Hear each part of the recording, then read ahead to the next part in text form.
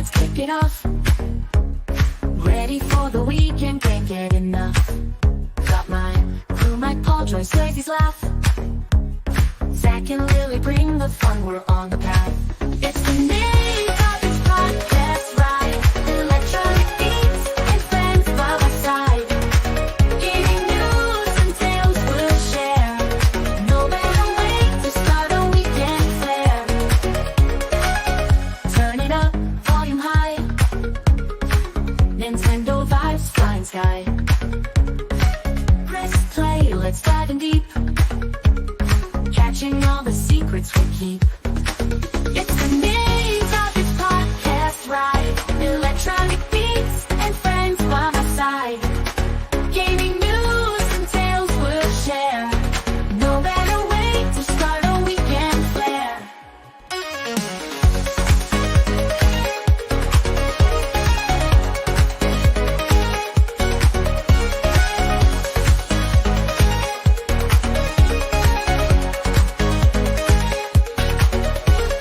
Strollers, quick stories flow.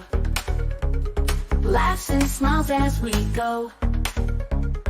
Every Friday night so bright. Nintopics podcast feels so right. From Mario to Zelda quests. Talking all the games we love the best. Choices, insights, Zach's big grin. Lily's got the news, let's begin. It's the Nintopics podcast, right? Electronic beats and friends by my side. Gaming news and tales we'll share. No better way to start a weekend flair.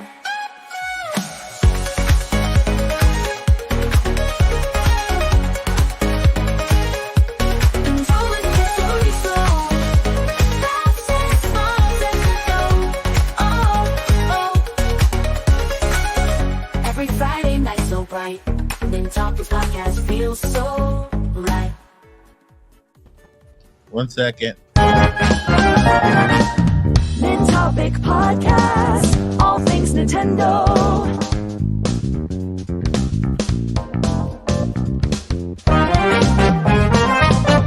Yeah. I know. 1 second. And You got this. all right, welcome to the Nintopic podcast, everyone. You made it. You're here. You did it. It's Friday. It's the weekend. This is not the song for the weekend. Let me turn it off. I'll take it. This is not it. This is just. That's This still is, a good song, though. I think this is-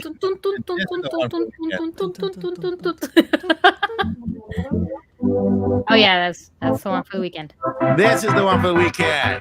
1, 2, 3. It's a me, the weekend. Hi everyone, welcome to this podcast. You have made it to the Nintopic podcast here at 106.7 FM, the Nintendo The Radio hype. Station. The hype. The hype. That's what Zelda. we're the hype. Where No, we talk- there's Zelda and then hype.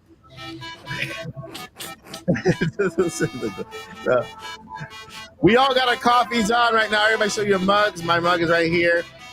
I got my Only got a little, little left. I got a bucket. Because you're back from vacation, that's why, Zach. I feel like this should be like a little fish in there. Yeah. Got some coffee. And I also have my water, my big water. Welcome to the Nintopic podcast, everyone. You guys have been amazing today. We've had a long day, right? Today started with IndieMania in the day 2 of IndieMania during the daytime. Yesterday, day 1, and tonight, the Nintopic podcast with the best crew ever, introducing the one, the only, all the way from Hyrule in the corner. Oh, this way. Wait, That one. it's one of the corners. Wait, I got Which Hyrule, one? Okay. Hyrule on both sides. Yep. So let me start with this one. Joycey J, how you doing, Joycey? Yo! The 90s dance. Put a Q-tip, throw it away. What? Throw it Oh my god, that brings you back like several decades already. I am several decades old. I am older than the Zelda series. It's all good. That's Good evening, everybody. You have made it to the Nintopics podcast. Thank you so much for joining us tonight. We are about to be as lively as we can at our age. You know, it's been a long week. Right. We can't promise anything. We'll try. But though. we do have some good discussion for you. Now that Yeah, we can promise you. Yeah. Yeah, you can tell by the background today of the video, this nice little hue in the back with the logo in the back and everything. And let me go ahead and go over to the other this other Zelda area here with Lilly Hyrule. Hi, Lilly. Hello, how's everybody doing? I hope everybody had a wonderful week. I'm very excited because it's September, and September means Echoes of Wisdom. So yeah, Yes. I haven't really played anything. I don't think I have. Yes. Yeah, because I've been busy building the Deku tree on the back. Playing yeah. Zelda, so. Well, yeah, it's basically that. But this week I'm actually going to start the oracles. So I'm going to start with Oracle Seasons, and then probably I'm going to be jumping between the two because Oracle of Seasons, Oracle of Ages, basically, if you want to see like the last part of it. Yeah. But I haven't really played anything else. I'm just waiting, exciting for Echoes of Wisdom, basically. But yeah, it was a wonderful week. Quite busy. And a bit tiring at the same time, but that's good because when you're busy, that means that there's work, so that's good. And That's yeah, true. I mean, I don't have much anything else to share, but that was my week. That's cool. That's awesome. Thank you for being here and ending your week on a high note. And next, I'm gonna go down. Let's see here. This corner right here with Dr. Paul Gale Network, all the way from IndieMania, our special guest host, and also did an incredible job with his interview. Who can agree to that? Yes. We can agree to that. Yes. What's up, Paul? I think you're muted. Yeah, you're muted. I just revealed the date of Nintendo Switch 2, but I could only Oh, everybody missed it. Right. Sorry. Come on, man. Can you just tell me? Can you just tell me yes or no? It is March 32nd, right? Yeah. There we go. If you're a Simpsons nice. fan, you probably get that. Yeah. Like, it sounded like smart. March 32nd. I was there with Mike in studio today. Yeah. We were doing IndieMania live, and then Mike just flew back home a couple of minutes ago to Florida. I just drove back here. Tomorrow he's flying back again, and you're going to see us live one more time because that's totally how this works, Yeah. Absolutely. I just look. I still have my IndieMania shirt on, my hat on. This is how you saw me in the show. This is how I Obviously. Yeah, it's been a good week, but pushing past a little bit of some cold remnants. Oh man. And, yeah, I didn't see, been having fun. I didn't see the cold. You actually hit it pretty well during the presentation. Yeah. I think I'll knock out the cold by tomorrow morning too. Okay. That's good. That's good. That's good. I totally shaved, but like this is the 5 o'clock shadow from when our show ended to now. Like so from 11:03 to now. That's what it is. You'll be Chuck Norris by tomorrow. I'll shave right before IndieMania. All right. So going over to this corner, well, not this corner over here, straight from Hollywood, right here. He's right now. He just don't believe he is where he's at. He's probably in the green screen. When he dropped out the green screen, he's probably in Hollywood Square with his stars are, kind of putting his hands on the ground. I have no clue what I'm doing. Zach Attack Hendricks. What's up, Zach? What up, everybody? Oh, it is good to be here. Good to be back. I think I've probably spent 15 out of the last 20 days out of state, out of town. So I had my first vacation in 3 years. So good. I drove a boat. I've never driven a boat before, so that was fun. Nice. Did you drive? Nice. Yeah. Was it the King of Red Lions? All the way? Oh yes, please. Sure. Yes. I like that name. That is now what it was. Uh, But yeah, it has been good to be home. I've just been catching up on work, catching some IndieMania. I had a really cool chance to do a voiceover for someone's kid's birthday. Oh, nice. And so they made a video using Mickey Mouse, Bowser from the Mario movie, Mario, and then of course Kamek, and they took all the clips and stuff, and they had me redub it as everybody. wishing their son a happy birthday and singing the Peach song, but instead of Peach, it was like Jacob, Jacob, Jacob, Jacob, Jacob. So I thought that was really cool because it was, you know, Nintendo themed, and I was just like, oh, I love this. And when we wrap up this podcast, I am leaving to head out of state to participate in a 48-hour film festival. Nice. And the team that has recruited me for this year, last year their film made it all the way to the Cannes Film Festival. Ooh. So Nice. I am excited to be participating. It'll be my first one. Yeah. And I am glad to be here. That's awesome. That is awesome. Thank you for being here and being a big part of the podcast. And today, well, I'm here. I made it. Yes. And, I've been after. Well, the work has not done. I haven't been done with the work on IndieMania.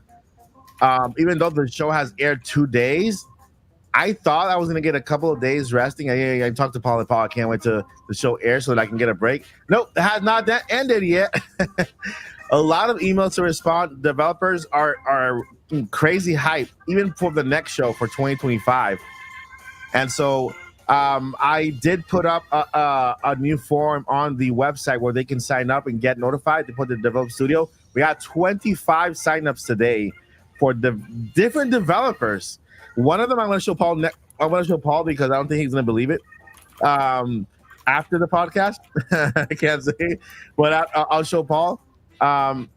Like, I don't think they're indie. I don't know why they signed up, but it's exciting that they did because they're aware. And so I haven't played video games since the week before I came back from Los Angeles. Well, I came back from Los Angeles this morning because of the show. Yeah, of course, yeah. Before that, you know. Yeah. And so I've been playing Mario and Donkey Kong. Oh, nice. Yeah, I started from the beginning, trying to 100% it. I like puzzle games. You know, that's like my favorite thing, puzzles, to solve them. And I think that's what attracts me a lot to Legend of Zelda, the puzzles, right? And so I hate looking at not hate, that's the strong word. I dislike looking at guides and stuff because I like to kind of come up with the answer myself. And so with Donkey Kong, it's a really, really easy game. I get frustrated sometimes because it's so easy, but it's very entertaining. It's very fun, and so I've been playing that for now. Every now and then I take my controller and I pick it up. I pick my display controller here, and I play Donkey Kong on this just to relax. And that's a good game to sit back and unwind and relax. Yeah. But yeah, just been dealing with a lot of IndieMania stuff. For those of you asking for the trailers for day one, I'm uploading them one by one to the IndieMania YouTube channel. I have a couple up there already. I'll be doing the same thing with IndieMania day two. I've just found that it's a lot, so I'm just taking my time with uploading those trailers. They're going to be by playlist, day one, day two, day three. We're going to have a deleted scene. We're going to have all of our dad jokes that we told that we are going to be there. So for those of you who like the dad jokes throughout, I wanted to put just one or two in the show, so it's not heavy. But for those of you who want to hear all the dad jokes that we recorded, Paul did a great job delivering those jokes, really, really, really good. And they're all going to be also on the IndieMania channel. So we have a lot of good content, including a little collab by Zach and Paul Gill Network. It's going to go up tomorrow on day 3. It's a really cool little. I'm not gonna tell you what it is. You have to go and find out. You'll find out what it is. And so, and other little things that I made as well, like a little skit kind of personality thing that I come up with. Paul knows what it is. It didn't make it on the show. We cut all that out just because it was we had so many trailers come in that we had to fill in every trailer, and so we only had an amount of time to cover that. And so, you know what? Let's put this on the YouTube channel as content for people to go there and find extra content, which is really cool. And deleted scenes and all that stuff, and then we can just keep like the show kind of going there. We add we'll put the jokes here and there. But so far so good. I want to know from you guys, like the podcast. What did you think about day 2 of IndieMania? What did you watch it, and what did you think about it? I did watch it, and there are a bunch of games that I got like very interested in, but definitely the one that I love the way it, like the aesthetic and the art, it was Sunset Hills. Like I really love that one. Like very, there were dogs and everything, and it was so cute. Like I'm not really into cozy games because I know that as soon as I step in them, there's no coming back from them. Yeah. But I really like the whole aesthetic and everything, and the way that the show was put together. I mean, there's a lot of work behind it. So I do want to take the time to congratulate you both, Mike and Paul. You have been doing an amazing job, and it's actually nerve-wracking because being the first show officially, of course you're nervous, right? You're very nervous. You don't know how people is gonna take it. You don't know if they're gonna, the way that they're gonna react and everything. But I feel that it was a very solid second day.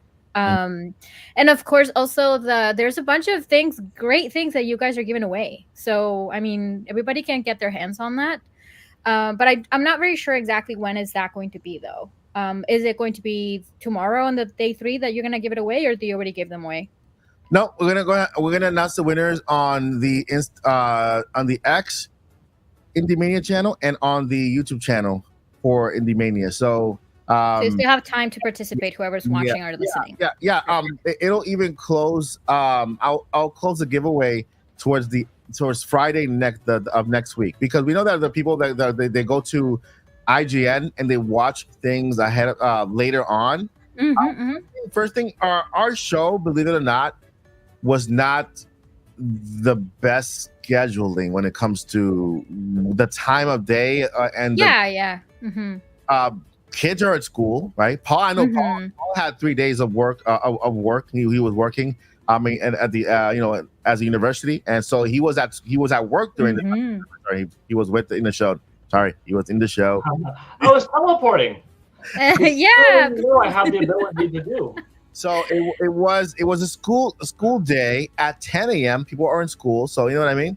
I wasn't able to watch it because I was working as well. Yeah. So it was difficult for me to even be there. I had it on.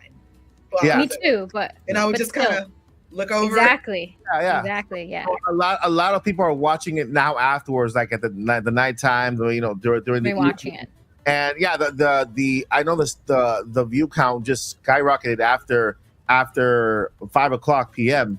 And so it's that kind of a show. You know what? I mean, just because of the timing, I know it's a school day, it's a work day at 10 o'clock in the morning. I'm going to leave the giveaway open till Friday. Next week. So anybody that watches in this period of time can still enter, and then we'll make an announcement on the IndieMania YouTube channel and then share it on the X YouTube channel, on the X account for IndieMania. So anybody who hasn't answered, you can check the Gleam link below on one of the videos, either day 1, day 2. There's a link below. You can check. There's also a link on day 1 of IndieMania over on the X account. If you have not entered, we have a lot of good prizes there to give out. Yeah, do you want to say that? Don't say the X word right next to it, Joycey. I don't care. I don't care what you guys call it. I'm not going to stop calling it Twitter. Y'all can do whatever y'all want to do. I remember I kind of already got used to the X, right? Because I know that for IGN we couldn't say Twitter. We had to say X, and so. Oh yeah. See, I understand that. X. But because I'm just teasing you, don't worry. I don't work online, I'm going to just sit here and be angry at the clouds or something. Yeah, I refuse to change. I really wish I had a British accent, because they people in Britain, they speak so beautifully. I'm still like, are you on Twitter? I'm like, on Twitter.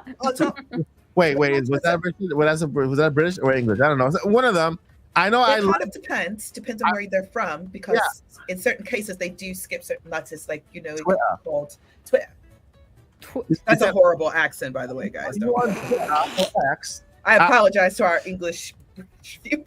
I like when they say Twitter. Yeah, it sounds better than Twitter. It's like Twitter, like so boring, man. Come on, man. Why can't we just speak better, English people in America? See, American English. Okay, so English in Britain is like the right way to say everything. Yeah. As soon as you step on our shores, it's automatically, no matter how appropriate or proper you speak, it's automatically slang to them because they're like. Fun fact: the Right. Midwest American accent is actually the closest to the proper English accent, and theirs has shifted over time. I live in Florida, so I'm screwed. As somebody from. However, we do the one thing that's drastically different than what it used to be. For those of you who don't know, I teach accents with the accent coach that Netflix and Amazon use. But one really fun fact is we don't pronounce our T's if they're in the middle of words. We use D's. Like even we've been saying Twitter. It's Twitter. Twitter. But like we're saying Twitter. Twitter. You know, a bottle of water. We're saying, oh, I want a bottle of water. We're like, And it's a D. We switch it to Bottle. D's. Doesn't two T's make that D sound? Here in America, it does. Here in America, it does. America. I have a question. So, back in the day when Nelly released "Hot in Her," do they think? Do they think over there that he's saying it correctly? I don't get it. Zach will explain.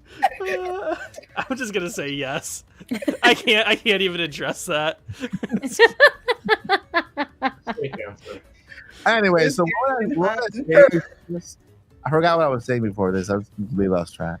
We were talking about how talking about the T-Pain giveaway rhymed and everything. mansion with Wisconsin. The what? I was being dumb. It's fine. And then Lily, what was you saying?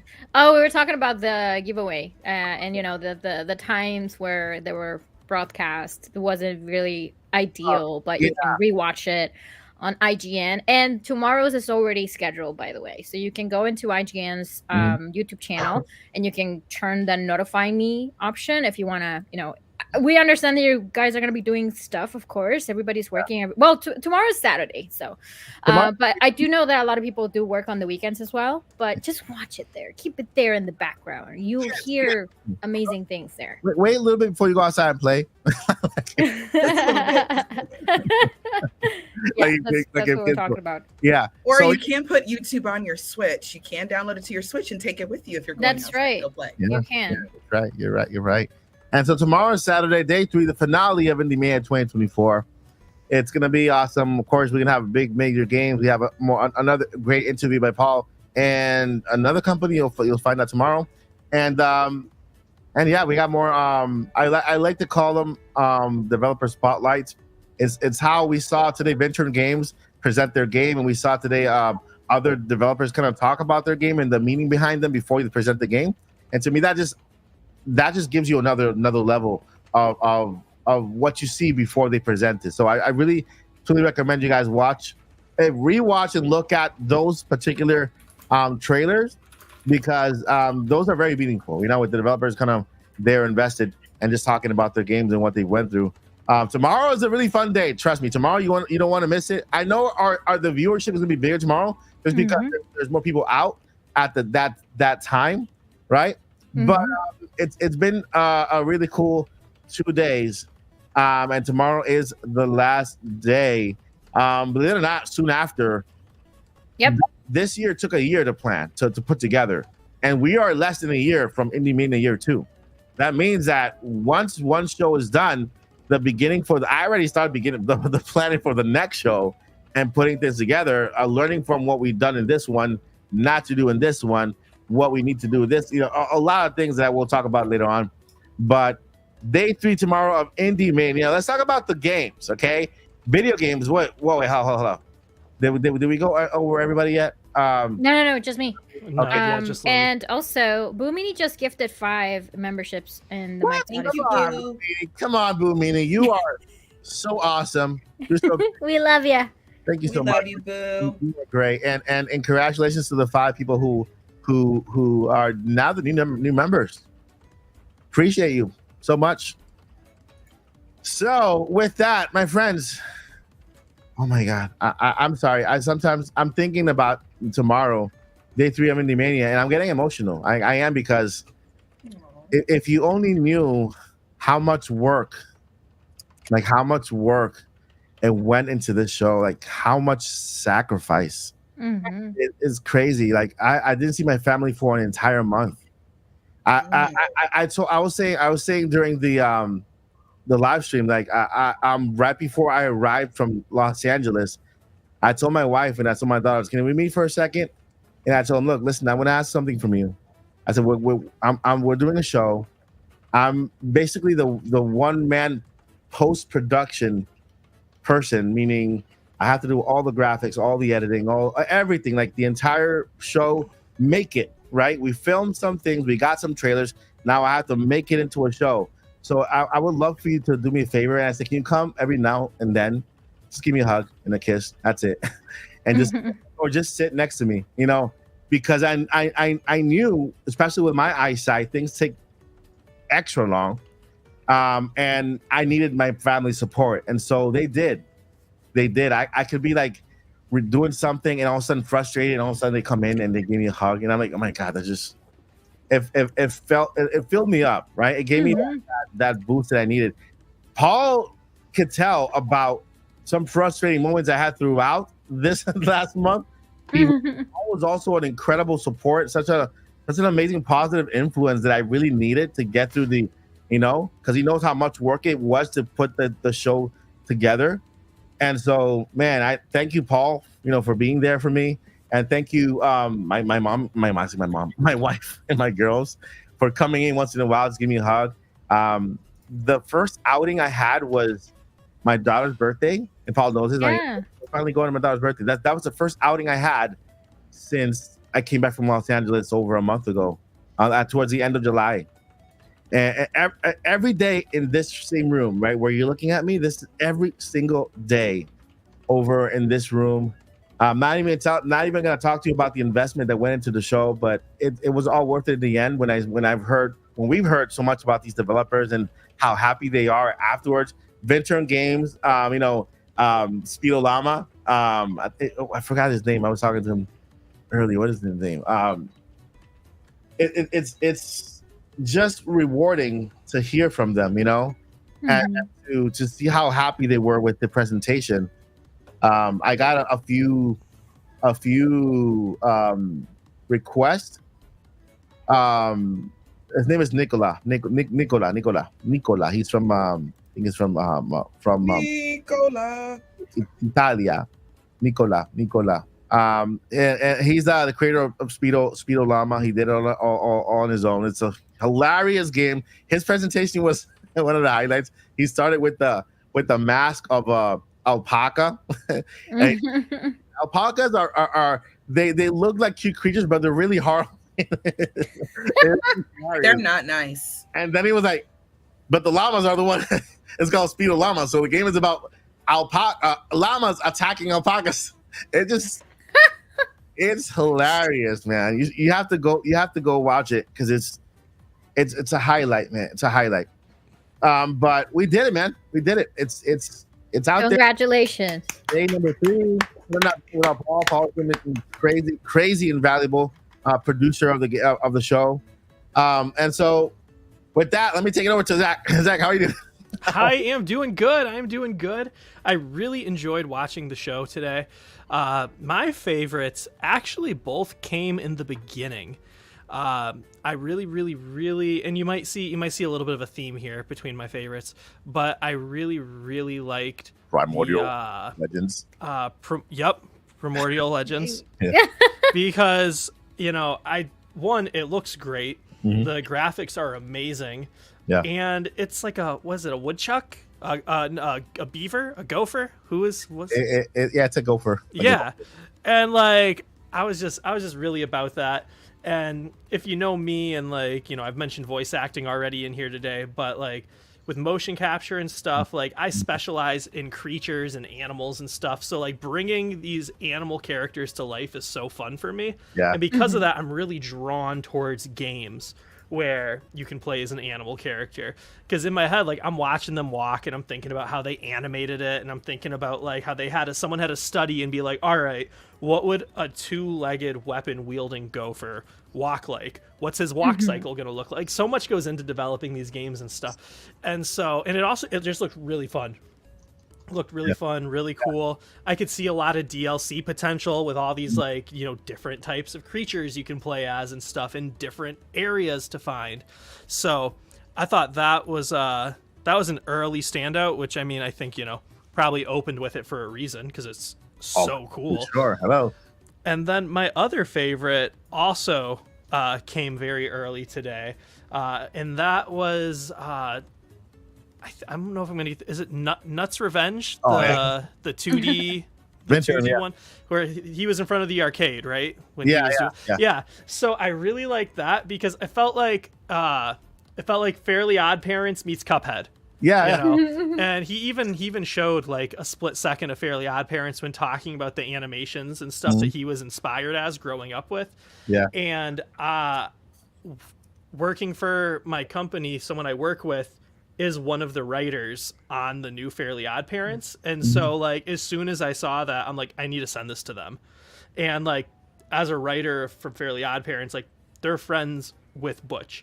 Yeah. And so like I just think it's cool that they're probably going to send, when you drop that trailer, I'm like on its own, I'm going to send that to them. Yeah. And they're probably going to send it to Butch and be like, look what you did. And so like what you're doing at IndieMania is so cool and connecting people and whatnot, because it's just like, this is a small indie dev. Yeah. Spending hours and hours of time taking all of these things that are important to him and putting them into this game, into his own creation, and drawing from his inspiration, and then taking a quick second to talk about it on the platform that you gave him, saying, this is what I was inspired by. And it's like, I'm really, really hoping a lot of times, you see people retweet things or whatever, like these creators of stuff when they find out about like when someone's like, oh, this inspired me to make this. Yeah. So like, I really have my fingers crossed that after like Butch gets a hold of this, he's going to retweet it or share it because I know how much that's going to mean to this guy. Yeah. Yeah. And so that one 100% for like one, I love Cuphead and Fairly Odd Parents, but two, for a personal reason stood out to me because I was just like, because Mike made this connection, now I can make this connection, and maybe all of a sudden the guy who inspired his game is going to see it and like give him love. So that stuck out to me for that reason, because that made it feel more personal, but also it just looks really, really fun. Yeah. And so those are my favorites, like just straight out of the gate in the opening. Yeah. And you presented a perfect example why in the IndieMania Spotlight section is so important, because it provides, like, if you would have saw that trailer all by itself, you never would have known the back story of how it came to be, and all that you can say, oh yeah, that looks like that, but you never would have thought, oh wait, that was a true inspiration. Oh, I see it, and so so thank you for that, for sharing that, because that's, and I'm gonna, when I upload all of the trailers, anything that has a presentation with it is gonna be together. So that's why it's taking a little long, because I'm going to go ahead and put the actual trailer with the developer right behind it, not just the trailer by itself. So that way people who watch that trailer can hear the developer, and then when you share it, they see what you saw with the same presentation. Yeah, go ahead, Paul. Go ahead, Paul. I was thinking about this for a while, and maybe there is a way to incorporate it into next year's show, but that would be a reverse bingo card where we have, however many games that we're going to have, like this year, maybe it was 86. So let's just call it 90, an even number of 90 games next year, occupying a grid that is, I guess the best way that you could do it would be, 30 by 3 might be too long. Find a way to make a 90 grid look well, and they're all blank spaces. And it would have to be digitally on an app or on a screen, like on the IndieMania.net website or something like that. And as the game is being played live on the show, it gets revealed in that square.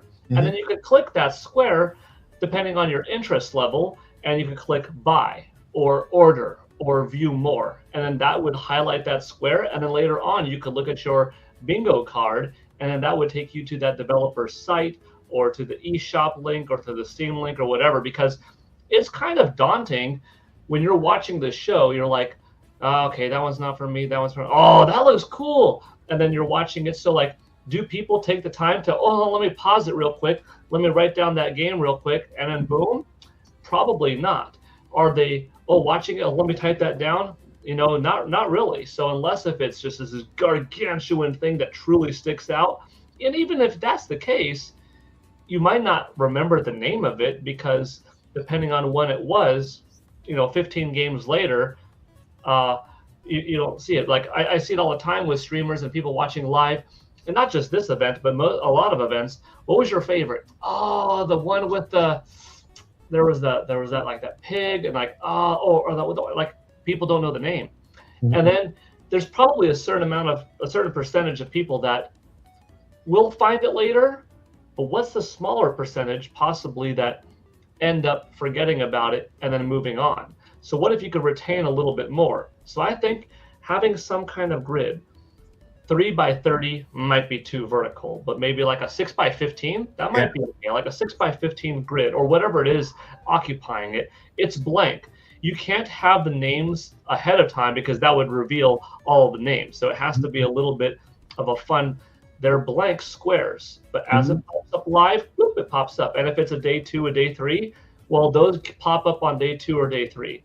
And maybe it's 3 different colors, red, green, and blue or whatever. So like they pop up on different days and they're different colors. So if you want to go back and watch it, you could watch day 1. Like just thinking of a whole bunch of different ways to make it a little bit of an interactive experience. And then maybe later, okay, now that the show is done, and whether it was 3 days or 4 days long or whatever, now maybe you weren't watching live with your own reverse bingo card, or however you want to call this, the IndieMania card, IndieMania score sheet, IndieMania game tracker sheet. Maybe you don't, like now when you're watching it, okay, all 90 are up there. And then maybe if you could click each one or something. But I think something like that, I'm an idea guy, but I don't have that software skill necessarily there to implement it. But I'm sure somebody can. And, I'm not going to say it's probably easy because I don't know the level of difficulty, but it doesn't sound like something that's unfathomable to incorporate. But I was going to tell you later, or I was going to tell you before, but I'm like, you know what? Now just ended up being a good time. What do you all think? You think that's a cool, like, that sounds cool. I mean, just me, but I think it's cool. No, it is really cool. But you have to hire somebody who's good with, I would call it, for everybody to understand, Flash. You remember Flash back in the day, like the Flash animations from back in the day, but somebody who will be, so build the program up, make sure the program is operable by somebody behind the scenes, and somebody might have to be operating it, making sure that the trailer, that the spot opens up when the trailer is revealed. As the trailers are revealed, somebody's operating behind the scenes, making every spot available to that. But it's possible. It's possible. I don't think anyone has done it before. I've never seen it on like Nintendo Direct or Summer Game Fest or anything. Like simultaneously as you're viewing a show, you have a scoreboard almost on the side of games popping up. That then you could be like, that's what I'm interested in.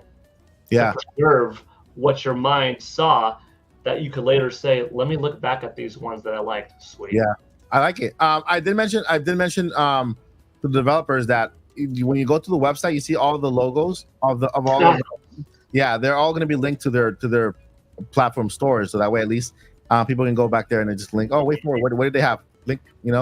By the way. Thank you, Paul, for reminding me of that. Of course, there's a huge sale going on right now. Yeah, huge, crazy sale right now on all platforms. All you got to do is go to IndieMania.net, look for the click on that where it says IndieMania sale, and click on the link for click on the little logo for the company, and that takes you to their sale. I think Way4 has up to 65% off. Games up to $3, $2. Games that are $20 up to $3. It's crazy, with backwards compatibility. It's a good way to grow your little library of games, so take advantage of that and support the developers at the same time. So that will be awesome. Yeah, IndieMania sale going on. And then let me shoot it over to JCJ, who's been so patient. Yes. You've been so great. You've been so patient. Because we literally have been speaking about the entire show before the presentation of each each one of us. So, Darcy, take it away. How are you doing today? And what have you been doing? When it comes to IndieMania, I didn't get a chance to like actually focus on it today, but I had it on in the background while I was at work. But one game that did catch my eye, and it was Who is Abby or Where is Abby? Who is Abby? Yeah, Who is Abby? Who is Abby? Yeah. And I was like, wait, what is this? This looks interesting. Yeah. Do I need this in my life? I probably do. I got to go back and rewatch so I can catch a lot of other games. But one of the things I love so much about IndieMania, other than you guys hosting it, is you never know when you're going to find that gem. Yeah. That game that it's like, it only sold, maybe so many copies. Nobody's really buzzing about it, but it just lights up your life, your gaming life, So shows like this are so important because we already know we're going to be excited for Zelda. We're going to be excited for Mario. We're going to be excited we already know that. Let's find something else. I was talking to you guys about this before the show started, but we had to get started. I had randomly on the eShop. Sometimes I'll just go on the eShop or I'll go on Amazon and I just start shopping. It's not necessarily a healthy thing, but whatever. Because then it's like, oh, great, just used all my money. But before, I had bought this game. I was just going through summaries and just forcing myself to try something new. And I had it in my backlog, and I was like, kind of help with the stiffness in my hands because I'll be playing a lot of Splatoon this weekend, Grand Festival this weekend, guys. It's already going on. I was like, I need something kind of easy. So I found this game, and I completely forgot I had it. And I was like, oh, it's a visual novel. I don't want to play a visual novel. I'll either read a book or something else. Yeah, like 5 minutes in, I'm like, oh, and then what happened? For real? What? So I'm so excited. So that makes me excited for things like IndieMania, PAX, Summer Gaming Fest, Summer Game Fest, Game Awards, Nintendo Directs, all the things. I want all the games because you just never know when you're just going to find that gem. And when I saw Abby, who is Abby? Which one is it, Mike? Where is Abby? Who is Abby? Who is Abby? Yeah. I was like, and I was talking to Mike behind the scenes, not behind the scenes. You said it in your stream earlier. Yeah. I was like, okay, I can't do scary. I can't do horror. I cry at everything, so I can't do that. But when you were like, it's not really scary. It's more of mystery. I'm like, I like mysteries. Yeah. Ooh. Yeah. So what if that game is just that gem? That game you just absolutely are obsessed with for like a week or two, and it just stays with you. It's kind of, when I find a game that gives me that feeling, especially if I'm like, I want it to continue. I don't ever want this to stop. This is amazing. Then, you got to keep your eyes peeled. You got to, tune in for all this kind of stuff. It was great. I'm so proud of both of you for putting such a huge show together. It was trailer after trailer after trailer. And I'm just like, back to back. Oh my gosh. You didn't tell me you had that many. You said y'all had a lot. Y'all didn't tell me you had that many. Yeah, okay. I was like, this is a direct broken up over 3 days. This is a 3-hour direct. Is what this is.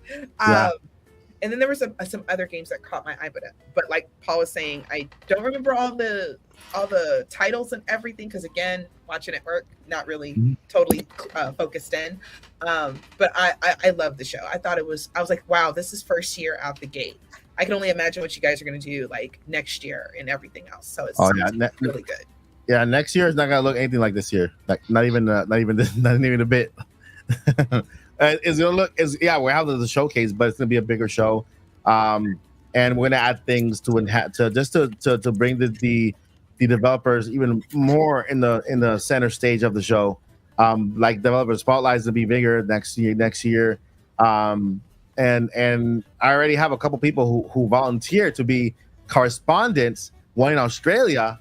That we have a certain team in Australia around that area who they can go invade, who has a particular game that has not been out yet. No, who knows? We'll talk about that later on. But Team Cherry. Anyway, so Can I say something real quick? Yeah, go ahead. I just want to, I know Q&A is at the end, but I just want to say this right now because we're talking about IndieMania. Evelyn Whitlock, the streams are already up.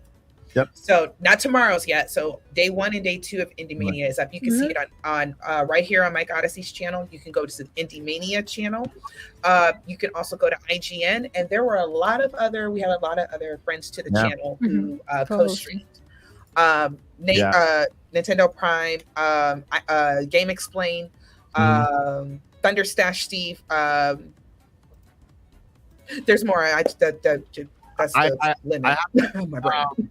I have to. If you can send me a little, I have to add those streamers to the website to make sure that when people go to the website they want to rewatch, they can choose one of those streamers and they can go back to them and watch the pre-recorded section, and that way, give them some credit too for having been for streaming the show. I also need to reach out to them because didn't know Game Explain was doing it until today, but I want to. Every streamer has perks, and I want to make sure that they get their perks. It's something like a thank you for them for streaming, and this comes from developers. Developers signed up for something we call the Content Creator Initiative, to reward developers, streamers, and to say thank you for them sharing their games, and they were super happy to join, and so not sure. It was a great show. Yeah, thank you, and we worked really hard on it, and hopefully you guys see it tomorrow. Like today, day 1 we had 23 games. Day 2 we had 25 games. That's a lot of games. Day 3. How many? 3. No. Yes. Maybe. There's 5 games in day 3. Day 3. It breaks the pattern. It's a full playthrough. That's why it's only not 5. The pattern, but there are no games, suckers. It's just Mike and me doing jokes. Yeah, it's just us like just playing like volleyball or ping pong. That's a game. It's just Mike talking about the geopolitical happenings of Genovia from Princess Bride. Oh my god. Or Princess Diaries, not Bride.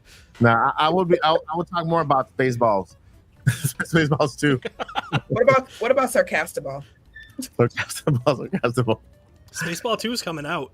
I know, man. It's about time. I didn't want them to. I needed them to do it before Mel Brooks dies, because this guy is like almost 100. So, day 2, Primordial Legends, Nuts Revenge, Bulgar, Right Wars, Warlight, No Time to Trip, Pine, so sad, Pine, The Quiet Things, which is a beautiful story. It's a true story, by the way, in a game, which is amazing. Wander Stars, really fun. Speedo Llama, super hilarious. Another really fun game is Psycho Finger. Pew, pew, pew, pew, pew. Literally is that. Citizen Sleeper 2, Borderline, Biogun, which is the game that Paul was talking about, the pig game. That one looked cool. I caught a little bit of that. Yeah, Biogun. We got Death Front if you like scariness. We had a short trailer the longer trailer was terrifying. The short trailer, good. The Green Book, super cozy. An Everyday Story, another super little cozy, fun story. And with a lot of meaning behind it. That's the one with the trinkets that come alive. Mm-hmm. And I mean, I can go and give you a description of every single trailer just because I've been working with them so long. Yeah, for sure. But man, there's so much story behind all these trailers. An Everyday Story, Before Fate, Sunset Hills, beautiful. Let me show you with that. It's a 2-developer team. The story is about the little dog you see there is not a little dog, it's an old man. And the old man is actually traveling on the way to see his old friends from back in the war, to remember his friends, those who lost, and all that stuff. It's just a beautiful story in a little, really cozy, beautiful journey that it takes you through. So I recommend Sunset Hills. It was one of the highlights. I saw the chat, and I saw the IDN chat too. They love that Sunset Hills. Metro, not Metro. Meat 2, Absolute Zero. I love that one too. Retro Realms from Way Forward. This is part of Way Forward Presents today. We got Retro Realms presented, then they followed by Rival Cedars 2 with the addition of Double Dragon characters. Then we had River City Girls too, Mike. River. Yeah, It's not like you said Reverse Ribbon too. No, River City Girls. River City Girls. I said River City Girls. I'm just like this. I'm talking like I'm drunk because I'm just tired. My brain's not working. And we got Clock Tower Rewind. The chat went nuts with that one. I can't wait to rewatch this. The titles sound amazing. And we got the world premiere of Clock Tower music video, which was, I didn't want to listen to it while I was editing. I just placed it there, make sure that it played well, but I didn't want to listen to it because it was a world premiere and I wanted to enjoy it with the full show. Man, what a song. I love the arrangements, the music, and everything was super awesome. And then they ended with Shantae Advance, Risky Revolution. So yeah, those were the games today. Tomorrow we'll have. I'm not saying tomorrow. Tomorrow is tomorrow. You guys will find out what tomorrow has. Oh, I did have one other one that I totally forgot about that I loved from day one. Yeah. Super Bok Bok Chicken. Oh yeah, that is awesome. I saw that one. The Cuckoos have gained their revenge. Yes. Yeah. Oh man. That is a mobile game. That's on Android, on Apple, and on Steam. It's like Temple Run meets Mario Galaxy. Yeah. That's a good game. That's from Day something games. Oh my God, I'm blanking out. But daytime. Wow, really? Daytime devs. I can't believe I forgot about that. Yeah, Daytime devs are the developers for that game, for Bok Bok Chicken, which is awesome. But yeah, Paul, what was your favorite game today? Your standouts? Well, we did see everything in advance. Yeah. But, cheaters. There were a lot of good games.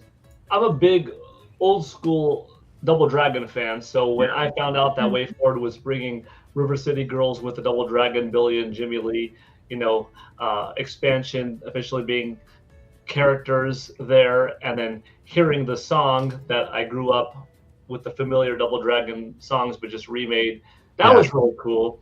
I do love the retro realms and the crossover between Jason and just drew a blank.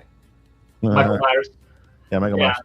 And you could play, and if you buy both, then you could play and interact and coincide. And that's just such a good song, good trailer, good music behind it. So that was cool.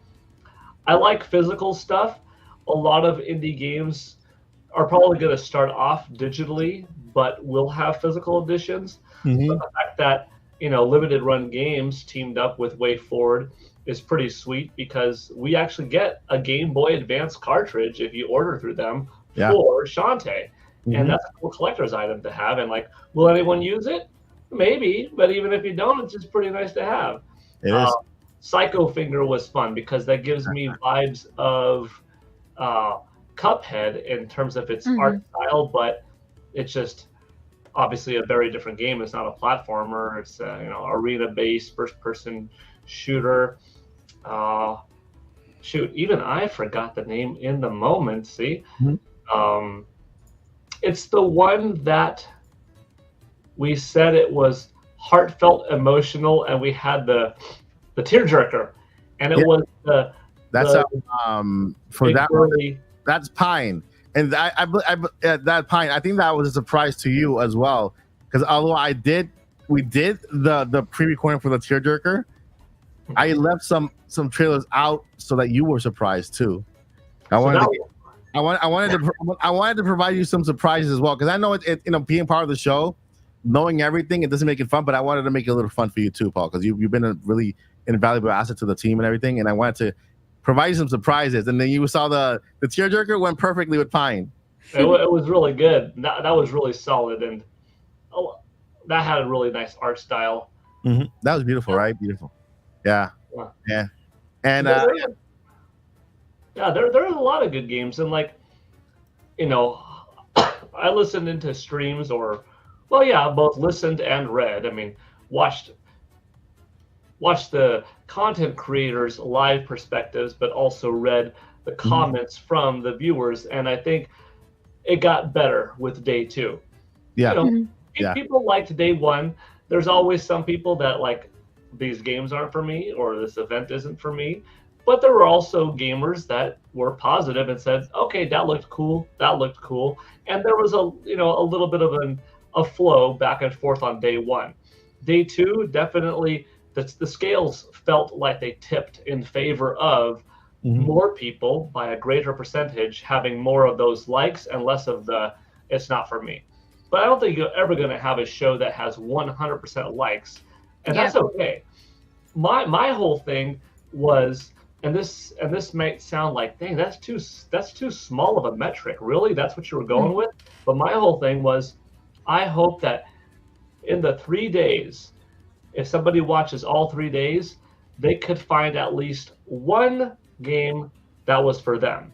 Yep. And if every game has at least, if every game is represented that at least one person out there liked it, then that's kind of cool. And you're like, well, how could you consider that a solid metric? Well, people have very different opinions, and developers have very different attitudes and very different game design philosophies. So if you're a really small developer and this is your first game and it got seen and one person out there likes it, obviously you hope that more than one person buys it.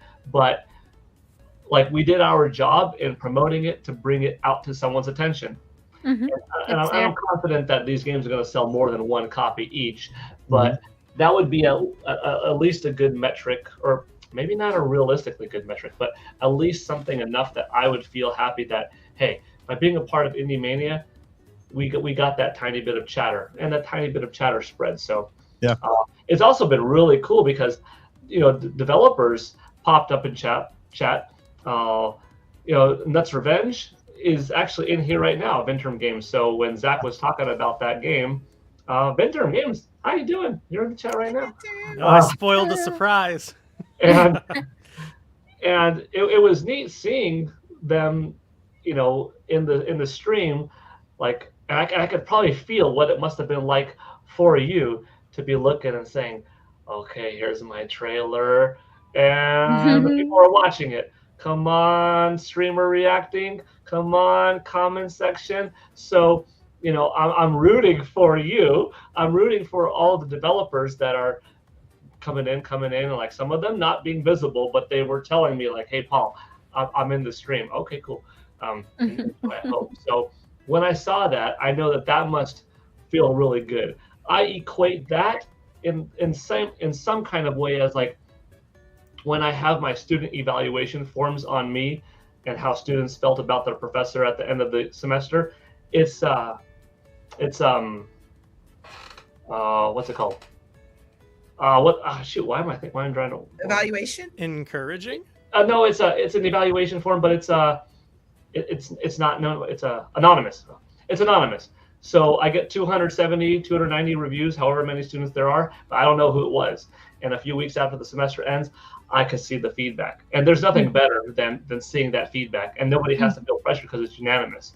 And in here, I feel like that's probably somewhat comparable to a developer looking at the chat and saying, oh man, they like it. That feels good. So I'm just proud of those little wins in life, because those little wins, that keeps you going. And you can make a little win count for a lot. And when you do that, you're just more happy. Yeah. Anyways, that's a lot. But that's thanks to the coffee. That's awesome. To kind of piggyback off of that, I completely agree, Paul, because that's kind of how I feel when I'm excited over a game, whether it's a big one or small one or whatever, and I see other people's hype. I've told y'all before, one of my pick-me-ups in life is to go on YouTube and look at Nintendo Direct reactions, to see the excitement and the hype. Sometimes that's a good pick-me-up. So I kind of think it feels something similar to that, like, oh, I hope you guys like it too. I'm enjoying myself. I hope you enjoy it too, kind of thing. So it's really, really an infectious, good feeling when other people are just as excited as you are. Yeah. And also for the developers, I feel like even though there are games that you feel that they're kind of very early in development, or they don't have like the whole idea, or that they're their first games or whatever's the case, like being showcased on a show like this one, it really gives you that kind of fuel or motivation. So even if you get like all developers that are out there, they're kind of trying to reach out to these bigger outlets, and having IndieMania give you the opportunity, it's like you're out there, and no matter how, like, you're probably thinking, well, I'm not going to make that many sales, but that's going to be your first step into probably the next Hollow Knights. Who will know? Like, there are so many indie games that started like that. Like Cuphead, for example, was an indie when it first started, and then it went crazy and stuff like that. So who knows? All the developers out there, they're pretty much putting their foot in the door, and I feel that that's a great opportunity. Like IndieMania has been like a great outlet to do that. So give it a go. Just go into the developers, their social media, follow them. Look up what they're currently working at. Also, the feedback that you guys are going to bring them to the table, that's something that will add value to what they're currently doing. Because developing a game, even if it's just by one person or a whole team, takes a long time. So there's a lot of work behind it. So I feel like it was a great opportunity for those developers to showcase their work, or what they're currently working on, or what they're doing. Yeah. And the other thing is, when you find something that you really like, especially if you join the party late, like I often do, you want to know that, okay, is there a sequel? Is there a community around this? That I can get involved with, or whatever? Can I get to know the developers? So that's the beauty of that too, because never underestimate a cult following. You get a good cult following that is going to always support, engage with your games, engage in the community. That's something that can really, really put a really good word just ran out of my head. But that's something that can make things go vroom. Yeah. What? Why say lot word when few do just fine? I don't know who watches The Office, but I watch it. I do smart real good. Mike, you should put it as if you want to, as the little in the IndieMania a la carte section. You remember that one little thing that WayForward wanted to include, but it was like, how are we going to include this in the interview? It's not a spoiler. Zach just mentioned it. So The Office was filmed outside of WayForward's studio. Voldy had a cool idea. If you guys could incorporate it, have a shot, Paul, of you sitting right here on the bench, and have the camera go by, because The Office was shown out. And in IndieMania, for those that are familiar with The Office, they would look at it and be like, oh, wow, that's a little bit of an Easter egg. But it didn't really fit the show, because here I'm walking into the studio, and then we're doing a tour of the studio, and then I'm sitting in Voldy's office and interviewing with him. But if you have that footage still, Mike, it's the one where I'm sitting like this on the bench. It doesn't make sense. Very subtle. I literally watch The Office at least 3 or 4 times a year, like the entire series. Like I literally go back to it, watch it back to back to back to back. I know the intro, outros. Like when he said, "Why do many words with two?" That's Kevin Malone when he was trying to cut his meat dude. Like I know The Office is back and forth. That is not The Office at all. So I like it. It looks cool that you're just sitting there. But I'm like, Voldy said, so in what they did different was they put like a green screen tarp over the WayForward sign, and they put like a green screen over a couple of things. So for The Office, they changed the look of the outside a little bit, but like the outside of WayForward's building is where they shot a lot of the scenes for The Office. And so anyways, if you want to use that one little shot of me standing like that, that was Voldy's idea. Maybe it's the angle. Maybe it's the angle of the shot that doesn't reflect The Office. But I'll look at it again, and I'll look at The Office to see, and then maybe you can find it. If I find it, then I'll do a little clip of The Office of the same location, and a clip of you in the same location, and that will kind of connect things. That what people like, they look at it. Oh wait, that's the same spot as this. But yeah, looking at it all by itself, it doesn't really say anything. Hey, Paul's seeing the bench. That's awesome. I hope he's comfortable. See, and then it didn't have like the relevance of. That's why it wasn't in the show because that part was an interview segment. Unless if it was like that was a successful interview and sit there, but. Obviously, I teleported that. Well, yeah, if it had dialogue like that, you saying that, I would have totally added that to the show, to the end of the. But it didn't make sense because you teleport. I teleport and I bring Voldy with. We teleport together, and then Adam. That was really fun because we had in minutes like, where's your partner? Oh shit, I forgot to teleport him. He's like, I just drove here, guys. Like we did this elaborate way how to get there. It's a fun fit. That was all Paul. Paul lasted about 3 months to convince me to put that in the show, and I did. Perseverance. He literally like almost 3 months. You need to put this in the show. They want. And I'm like, okay, all right, fine. We'll do the little dance, and then, I don't think Josie's watching. Look at her face. She's like, what are you talking about? I have no idea. I just watch that. I just listened for my name. Actually, you know what? Let's show it to the people. Let's show it. Yeah, well, let's do that. It's already public, so let's go ahead and show it to the people. Let's see here. Okay, presenting, sharing screen. Allow it. Okay, so here we are. This is the Primordial Legends. Really cool game. Look at that. That's crazy, man. What is that? Yeah, that's the beaver or the warthog or okay. Yes, I gotta totally go back and watch. I didn't even catch any. This is the Intern Games. It is awesome game. Hey, there's the nuts. The nuts. No, they're not nuts. They're ligaments. Okay? I love legumes. Do you say ligaments? Yes, ligaments. That's what makes our joints move. I said ligaments. I love that they look like Cosmo and Wanda. Yeah, they do. Yeah. Oh, Timmy.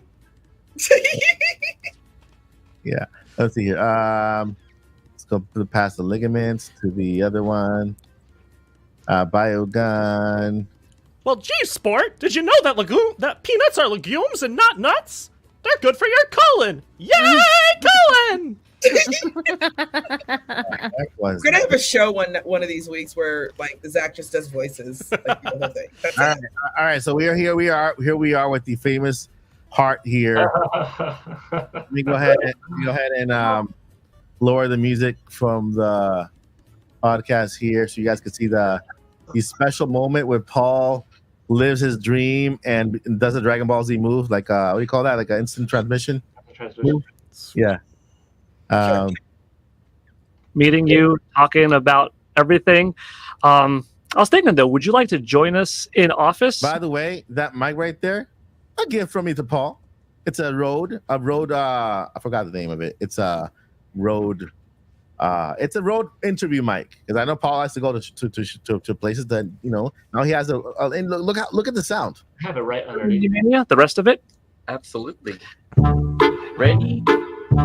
Right, left, right, left.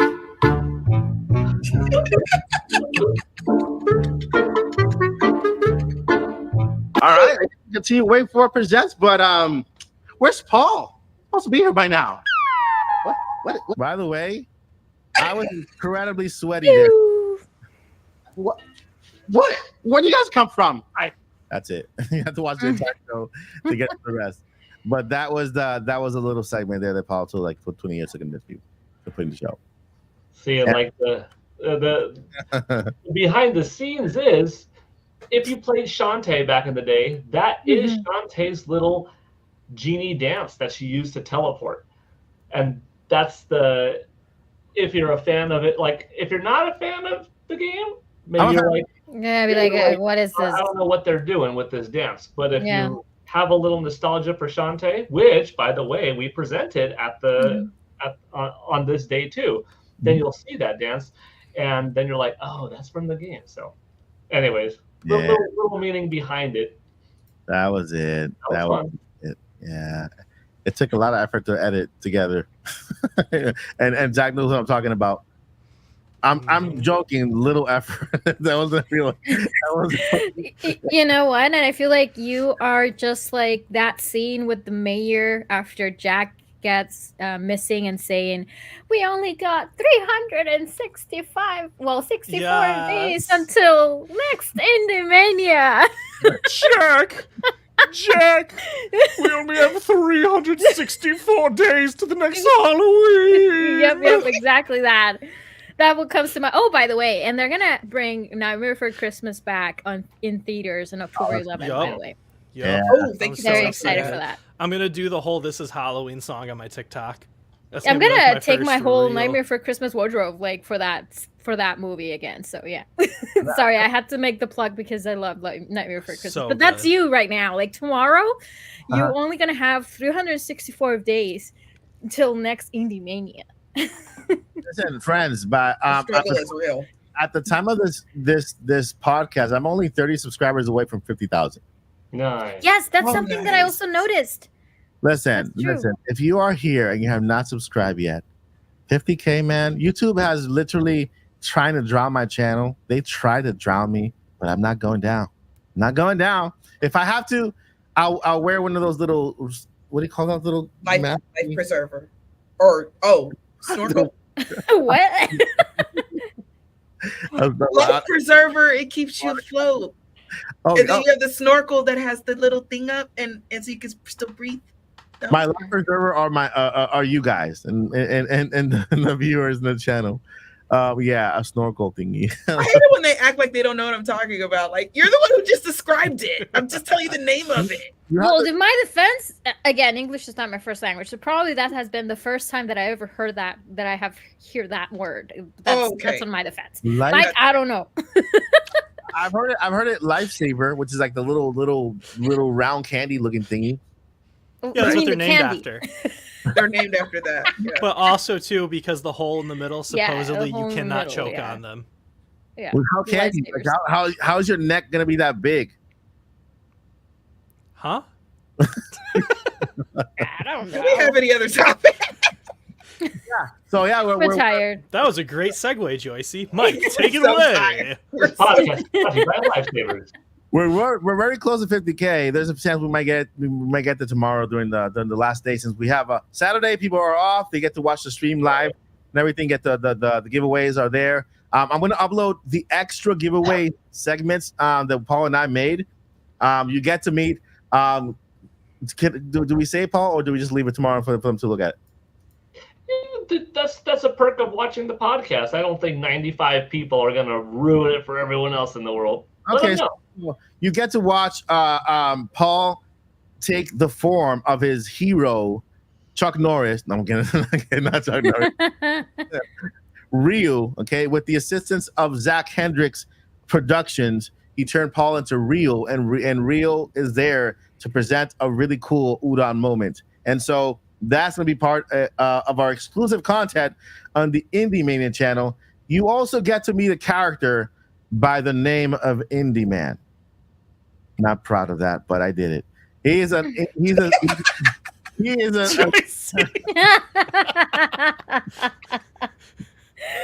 I'm a writer. What y'all want me to do? Listen, there's a reason I removed it. That was a full-blown cackle. Oh no, you haven't heard the cackle yet. Y'all haven't gotten there yet. One day somebody's gonna crack a joke big enough that's gonna hear the real cackle. My upstairs neighbor will have the right to actually complain about me. Yeah. Like that. What's a cackle? Take it away, Joycey. Cackle. I can't. It's one of those things you have to literally trigger because it's so funny. It sounds like a sound you hear when somebody hits you over the head with something. It's more like a kind of thing, but it's a very boisterous laugh. And it's very sincere. It's hilarious as it sounds. Boisterous, but it is a great word. Yeah, my words are coming back now because Right, I do I love smart that. real good. There you That's go. what happens when you read a lot of books. Yep. Oh, yeah. Oh, thank you, Paul. Paul thinks I'm smart. Yeah, so Well, you're smart. Of course you are. Indie Man is a superhero. Indie Man is a superhero from the indie world, I guess. and so I use it. Pretend it's not me. Pretend it's some guy doing some crazy stuff. Why'd you tell them though? They could have been surprised. Well, Paul told me to tell them. What? You didn't tell me. You're getting the exclusive here, you guys. You are. Yeah, I haven't told them who Indie Man is. Yes, you did. You just told him that he's a superhero from somewhere. Indiana. That's all you get. That's all you get. NDA, Mike. NDA. Pull it back.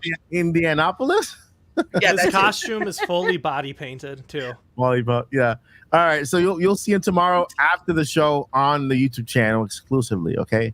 Yeah. So that's all. You can take a look at it's not Chuck Norris, it's Ryu. Okay, not Chuck Norris. At Ryu at Indie Man. That's exclusive information after. Stuff after the show tomorrow on the YouTube channel. So there. Yeah. Huzzah. Okay. Now, should we move to the next topic of the day before?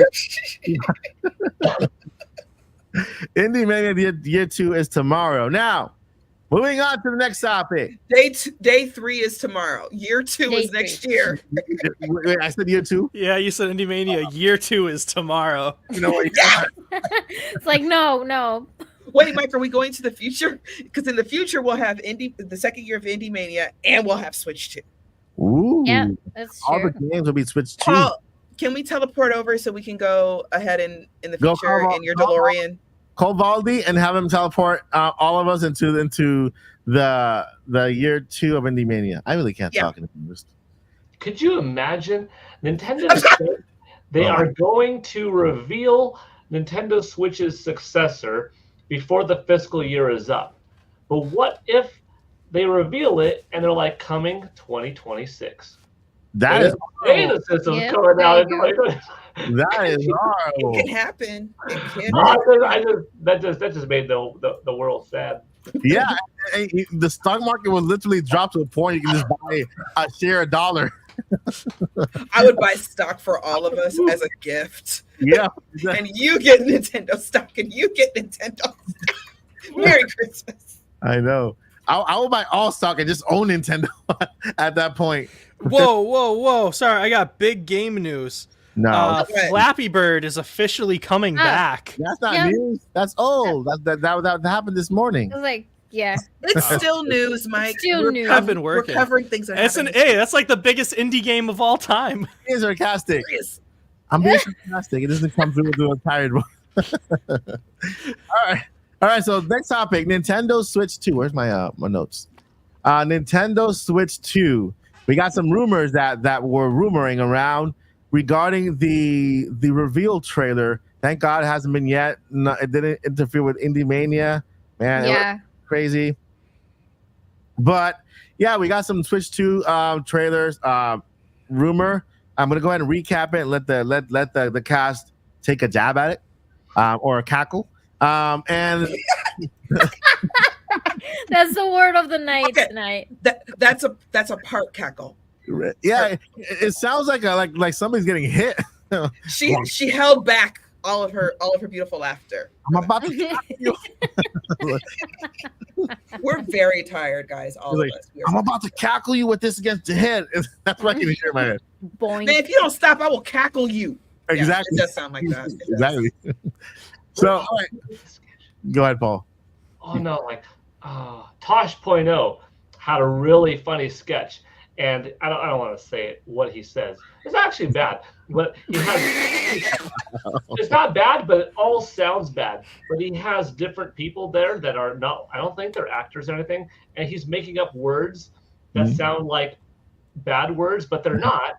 And it's like, what do you think of? Dang, and that sounds bad. What if I called you a blank? And they're just regular words, but two regular words put together. Anyways, it just triggered a memory. I liked when authors are like, and then she cackled like somebody who was cackling. That drives me crazy.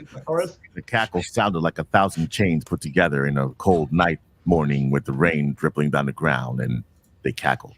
Anyway, Brazil rumor. Several insiders came up also stating. One of them saying, "Yeah, Nintendo Switch 2 this month." No, Nintendo's releasing a whole bunch of Nintendo Switch editions, which by the way, Nintendo is obviously was obviously doing that holiday season and want to get rid of a lot of stuff. They put together a really cool box for a Switch OLED with Mario Wonder attached to it. Bundle. I want it just because of the box. Not that I really need it, but I really want it because that box looks really nice. Do any of us need Switches at this point? No, we don't. We're buying we're just getting it because we want to, and there's probably going to be a sale somewhere. Yeah, I'm getting the Switch Lite Zelda edition, and then I want the Mario OLED Red Switch. I don't need either. Yeah, you would not know she was cackling a second ago. There was some spice there. And I'm not giving you financial advice, but this defend it. But this look, I'm not giving you financial advice, but this happens every time. If you buy a Switch OLED right now, keep it in the box. It's gonna go up in price when Nintendo discontinues it. All I'm saying. You know, and then when you go online and say, "Oh, I'm looking for a brand new Switch in the box to collect," you'll see it for like $1,000, $2,000. You know, so for those of you who can and you will love to invest in a second or two, brand new Nintendo Switch just to keep it on the shelf for a couple of years, it's gonna increase in price and it'll become a really good collectible. If you don't have one, sealed in box. If you don't believe me, try searching for a sealed in box GameCube. Try searching for a sealed in box Nintendo Wii. Try even searching for a Wii U sealed in box, even though that thing failed. Right now, $1,000 sealed in box. So, not financial advice, but if you're looking to, technically, you can get the Wii U edition of Wind Waker still on Amazon, and it was under $600, I believe. And it's in box, right? Brand new. I don't remember if it was brand new. I forgot why I was even looking at it. That one or the Majora's Mask 3D edition? I don't have that one. I don't have that one. Me neither, and it's very, very expensive. Yeah, exactly. So imagine if you look on Amazon to see if they have any. They do, but it's like I don't know, like it's very pricey. That's a 3DS. That's the 3DS Majora's Mask one. Yeah, 3DS Majora's. You have that, Paul? Yeah, that's my problem. Yeah, okay. I was searching on Amazon. Yeah, that's the one. I went to Target. I remember. I had work in the morning. The Target was opening up at 8, so I was like, I found out from a friend like how many you're gonna get. Like, sweet, I'm going in there. So I just went over like 5:30 in the morning and I hung out for a couple of hours and yeah, that's pretty cool. And it's really nice. Yeah, even the Super Mario 3D Super Mario All Stars, the last one they did with Mario 64, Mario Galaxy 2, and Mario Sunshine. If you want to buy that game, it's pretty pricey now because it's discontinued. But I gave away 5 on the channel, 5 copies, physical copies. I'm like, man, I should have kept one. I should have kept one. And so I have it digitally. I bought it digitally because you can still download it and keep it all the time, which is cool. Mm-hmm. But it's a thing. It happens, right? Technology, advances and things that you have prior to that. If you keep them in new condition in the box or something like that, it increases the price. So it's a good thing. It's a good thing, like a Pokemon card. So gotta catch them all. Gotta catch them all. Okay.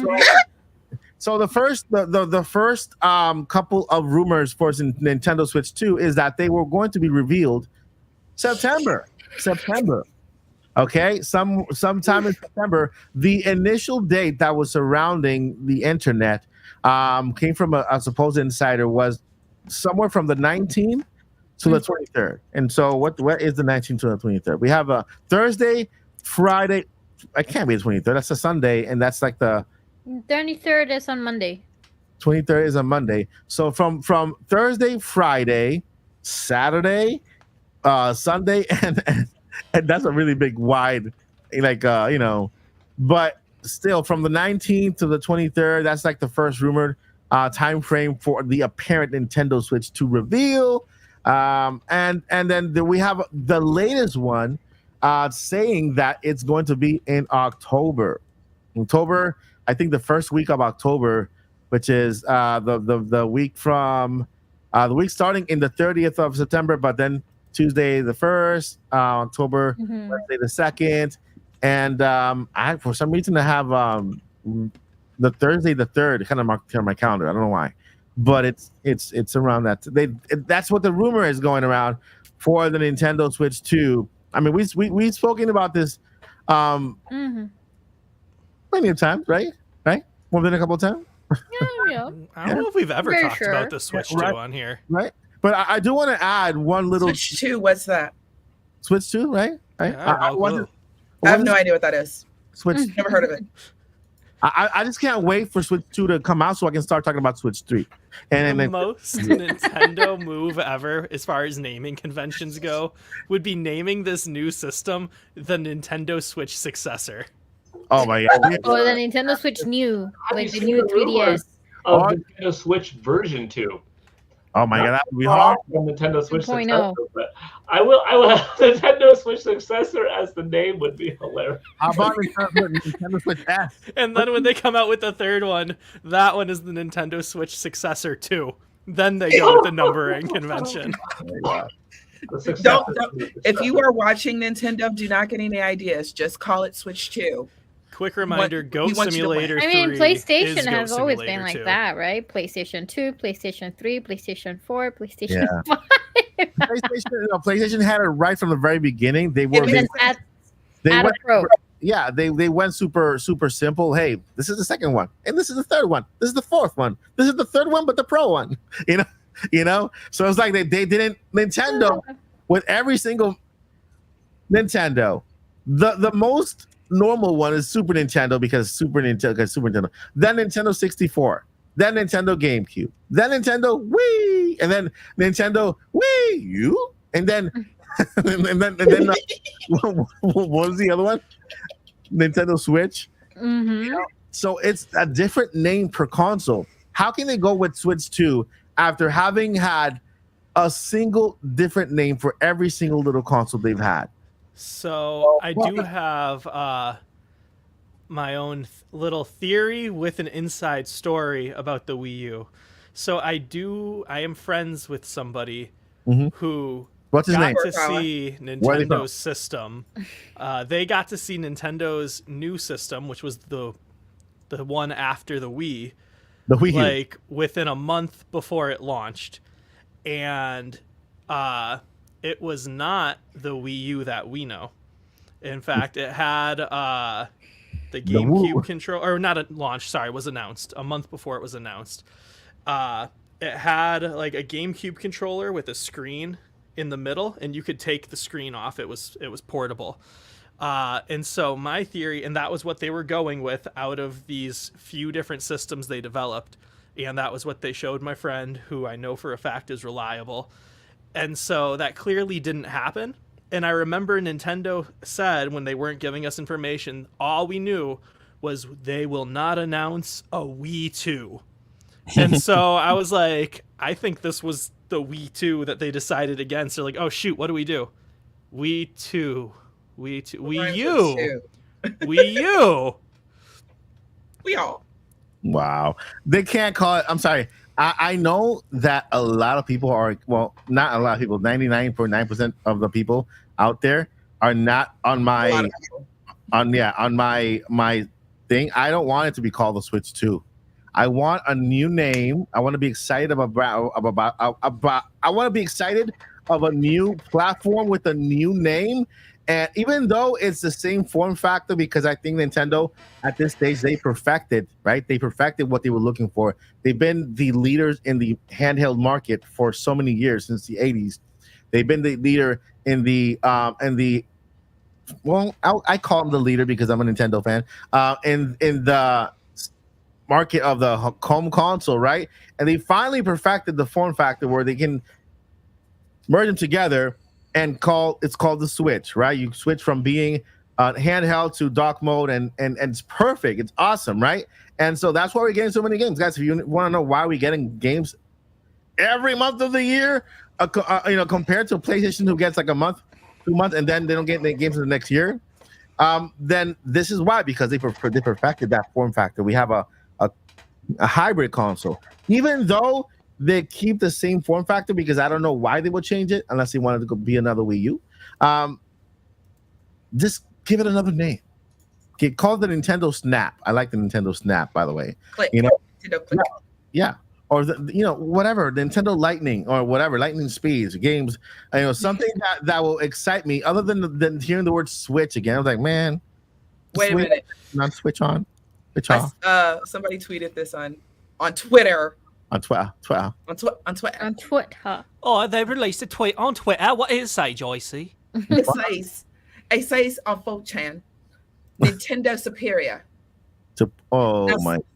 And I'm like, Nintendo as hilarious as that. Say it again, Mike. It doesn't roll off the tongue. It doesn't roll off the tongue. Like, it doesn't. So the thing about it is, first of all, we know not to trust 4chan. This is obviously a joke. Yeah. But the point is like, it also kind of scares me because I'm like, I low key don't put it past Nintendo not to do some stuff like that. Mm-hmm. Because here's the thing, and this is why I respectfully disagree, Mike.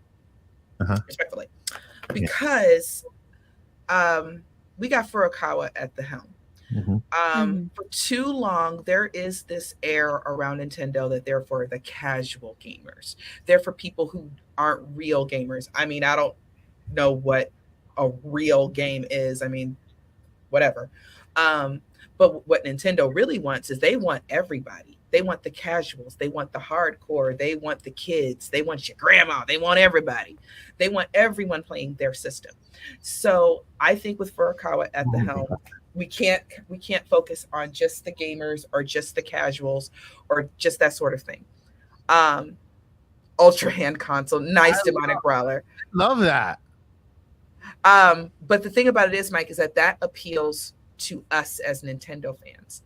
For the masses that they want that want returning customers and new ones, I admit it's safe and it's not as exciting. Okay, guys, here's the Switch 2. Okay. It's not as exciting. I get that. But what the system does, that's where the gimmick's going to be. That's if there's a gimmick. And that's where the fun is going to be. I believe that a lot of the things that we have possibly I don't want to say complaint, but critiques. Well, I've been complaining, so I'll say it. Things that I've been complaining about. Yeah. Zach keeps making me laugh over here, y'all. Y'all don't understand. Our private chats go wild. But anyway, so because we have our own chat behind the scenes so we can talk to each other. And then, Zach, stop! He's making faces at me. I'm just looking at my camera. Cackle. Stop looking. No, I'm kidding. But seriously, Nintendo really needs a hit on this one, so we don't have a repeat of history. I'm gonna stop looking at Zach. And now I'm looking at Paul. I love you guys. Wow. Everybody's making faces. I could just like actively look at Joycey via the screen, like.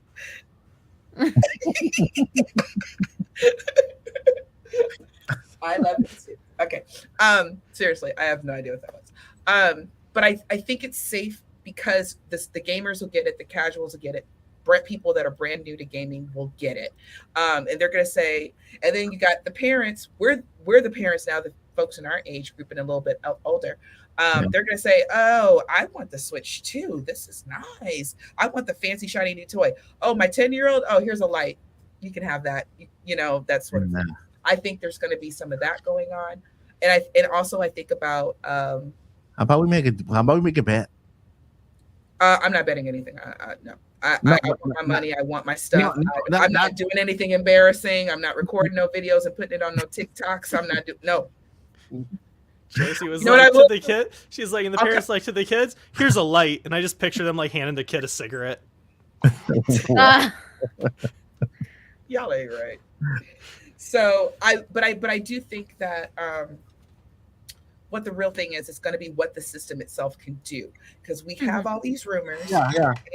And I know Nintendo has never been big on power. They don't care about power.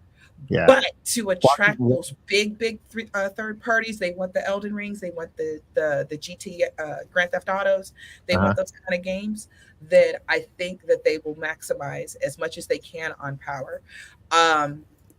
As long as it stays within the 500, because if the power is there, and we already know the games are going to be there, I believe the games are still going to be coming in extremely regular like they have been.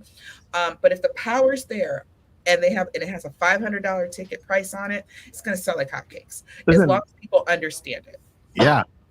They better use the jog jams for the promotion if they do more power.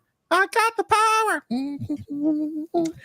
But does that appeal to today? That appeals to us. See, that's the issue with Nintendo. It appeals to me. That all that matters. No, that appeals to millennials too. I mean, it depends how they do it.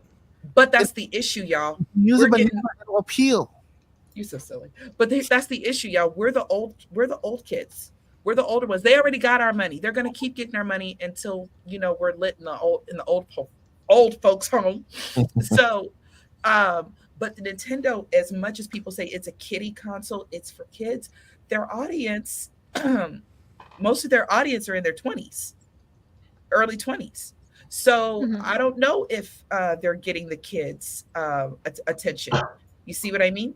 So that's kind of, they want to be able to, because the kids think that the PlayStation is cool because it has the grown-up graphics or whatever. Gaming's for everybody. I don't care what your age is. So, so the thing about it is Nintendo's like, okay, how do we get those kind of fans over on our side? Because what is it more convenient than be able to play GTA on the go, and then you could close it out, switch over to Mario. You close that out, switch over to Stellar Blade. What did I do now?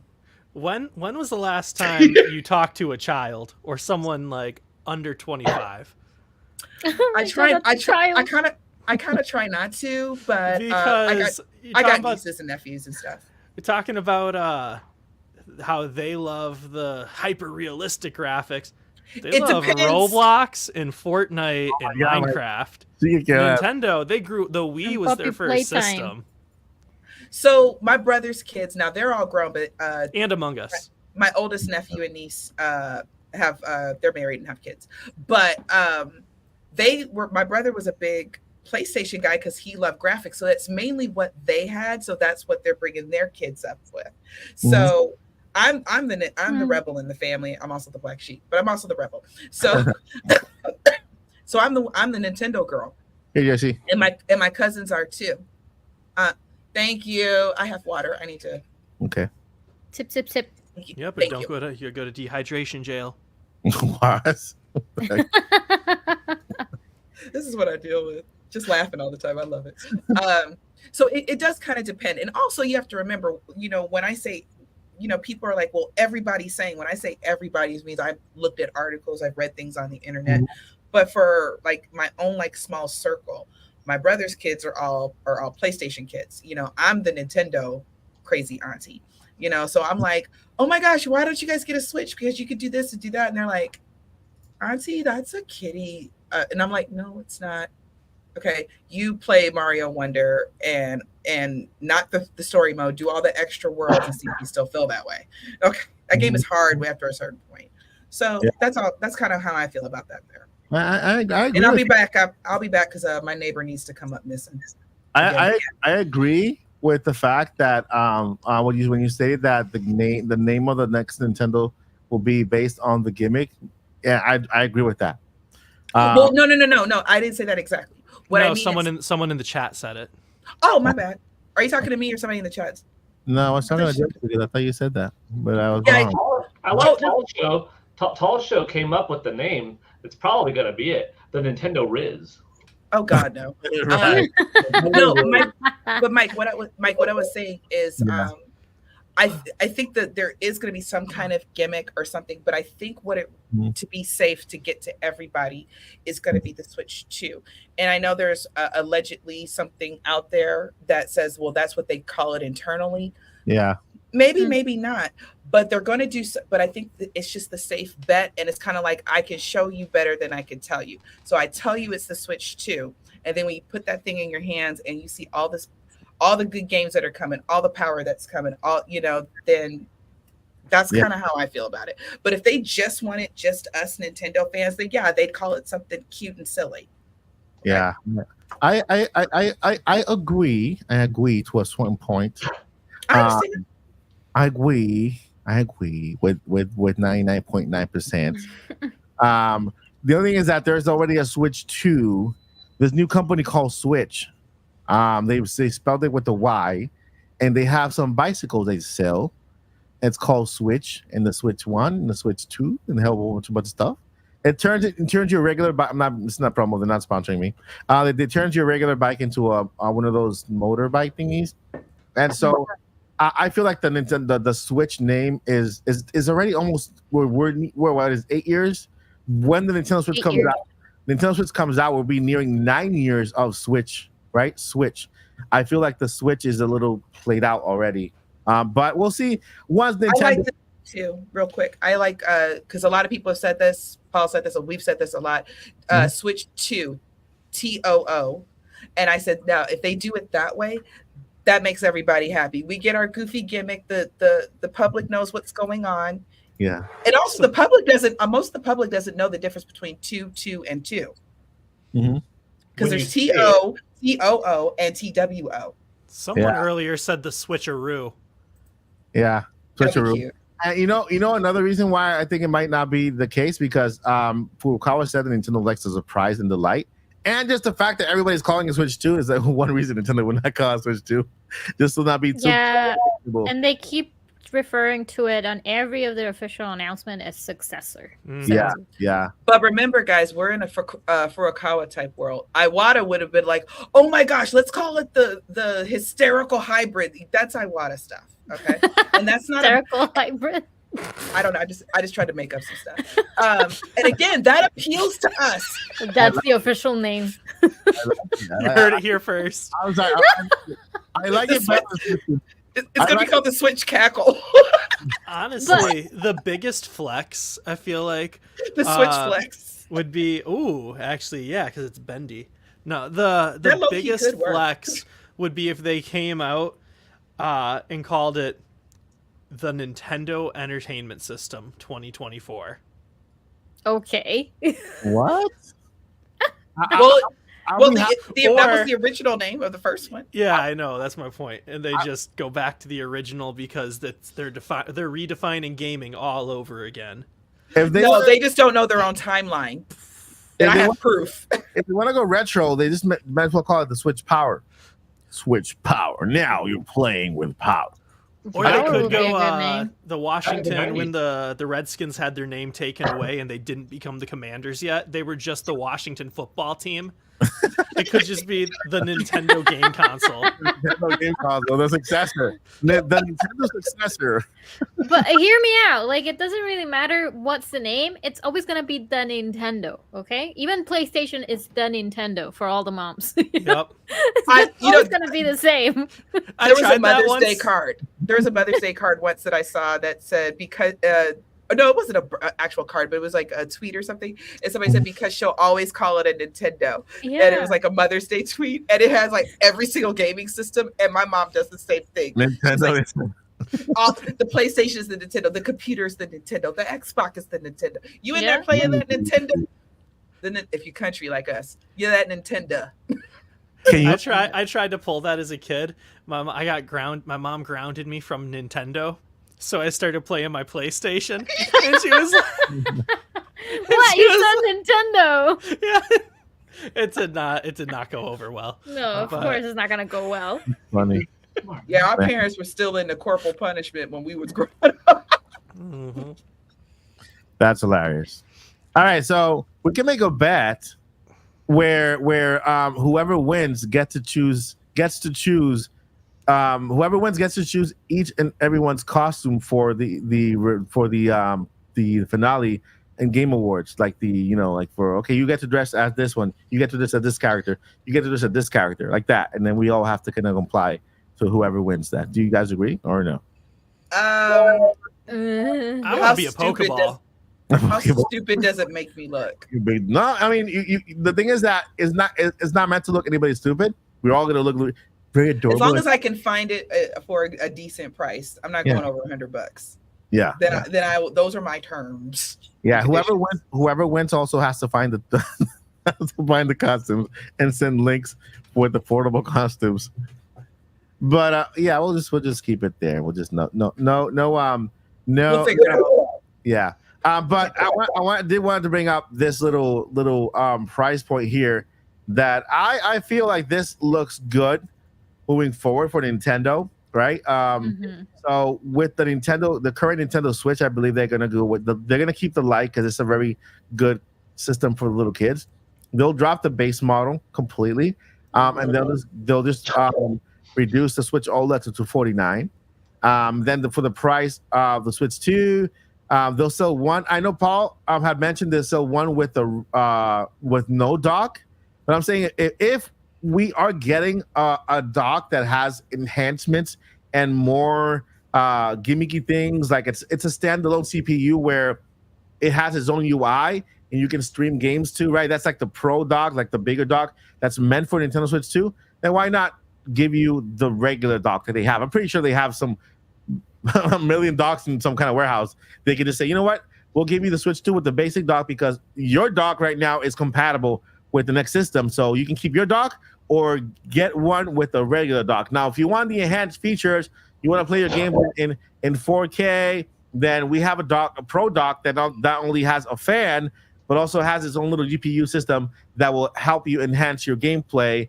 It's also its own UI, so you can install Netflix, Hulu, all these little small apps that you want to install, to make it an entertainment hub. Plus, it has the same technology as the PlayStation Portal, but in reverse. Instead of streaming it to the screen, you stream it to the dock, which is connected to the screen. And so there, it'll give you the option of playing games on NSO, because that's the only reason they would do that. NSO to Nintendo DS and Nintendo DSi. Any game that has a dual screen, that'll open up the field for you have a dual screen, one on your Nintendo Switch, one on the screen. Plus, it'll open a lot of little features that maybe the UI has that are really fun that you can use. Or maybe decorate your little, dress up your little Mii, which hopefully they bring back in a better way. The Miiverse comes back, Mm-hmm. And then we have the Nintendo Switch Lite 2, 2 years into the life of the system, and at $249, which is maybe not as powerful system or whatever, like a lighter version without removable Joy-Cons. And then in year 4 of the Nintendo Switch system, then they released the Nintendo Switch 2, the OLED model, at $449. This is just my personal belief. I don't think they're ever going to go at $499 for anything, or $500 or $600 or $700 or $900 or $10,000. Would you pay though if the power and all the things were there? Because we got to pay for power if we want it. If they give us just an upscaled Switch Switch OLED, then I better not see it past like 400. But if I'm hearing that if what's out there is true, it has at least enough power as a PS4, and we have all the 4K, we have all the bells and whistles, and they fix and they give us an option. If it doesn't come with a decorative UI, you can at least create your own background UI. I'll pay $500 for that. So I personally as a content creator, I'm gonna have to I'll buy it at any price to cover the system. As a dad, having a family, have 2 girls who want to switch, each want to switch, of $500 each. I'm going to tell you straight up, I'm not a rich person. I probably can't afford $1,500 off the back, to buy 3 systems in a row. So, but that's the one that you're talking about that has the dock and has all the bells and whistles. Not just buying the dock by itself. So there are options. Because I'm gonna tell y'all right now, there was a good. And this is just my opinion. I don't know what the rest of the cast thinks. Just yell at Tracy. So with the PS4, with the PS5 Pro reveal, and I saw the Sony fans were not entirely happy. I think it's fine, because my question is, why do I need 5 or 6 different switches? It's kind of similar. But here's the thing. The reason that I got a little bit nervous about that, and we all know Nintendo don't care about Sony don't care about Nintendo, but the thing about it is that Nintendo watches this stuff and they're like, if we just put a couple extra terabytes, gigabytes, whatever the word is, we could probably get away with 550. We could probably get away with that just because it's still traditionally cheaper, and the people will probably pay us because they want it. That's my concern there, because Nintendo, I'm telling y'all, Nintendo is a business. They want us to think that they're just about family friendly, and they are with their product. But they're a business. They're going to find a way to milk it out of us. I'm serious, Mike. And I know they care about family and everything, but that's why they're going to have different versions. But the version that we're going to want, the hardcore gamers that we're going to want, it's going to be the upper end one, the 550 one, the $500 one. And to counter that, I could say that PlayStation has always been up there, like with their prices. They've always been up there. And the 400s, $399 to 400, $499. They started around up there. So for them, going from $499 to $500, and then they even did an increased price halfway through. So at that increase, they increased the price of the controllers, and so for them to keep that price at $500, $600, and then put out one at $699, is not that big of a leap. I think that it is bigger of a leap from $349 to $550. And if Nintendo does do a $349 to $550, they're gonna have a PS5 Pro moment. They're gonna have like, I can get a PS5 for around that same, which is more powerful. Here's the difference. Nintendo got the games to back it up. No shade. I'm sorry. Yell it. Tweet at DJ Joycey. Don't yell at Mike. This is my opinion. We got the games to back it up. We got the indies. We got the third parties. And if we have the power, we're going to get even bigger third parties. So I heard it in my head. I do like that song. I disagree, or I agree with your main point, Joycey. How dare you disagree with me? Get off of my channel. No, I'm kidding. This is not my channel. I agree with your main point about the PlayStation, because that's what I thought as soon as it dropped, because even though they're getting bad press, that was actually really good marketing on their side if they're going to do that. Because that's an $800 system, not a $700 system, because it's $700 and then you have to pay for the disc drive. And you know that disc drive's not going to be $50. Like so I think they're $80. Yeah. And so that's that's $780 before tax. Like that's an $800 system. If you want to play two players, they just up the price on the controller to $80. So exactly. And the Switch comes with, and assuming the Switch 2 has the same functionality as the Switch 1, it comes with two controllers and the Joy-Cons.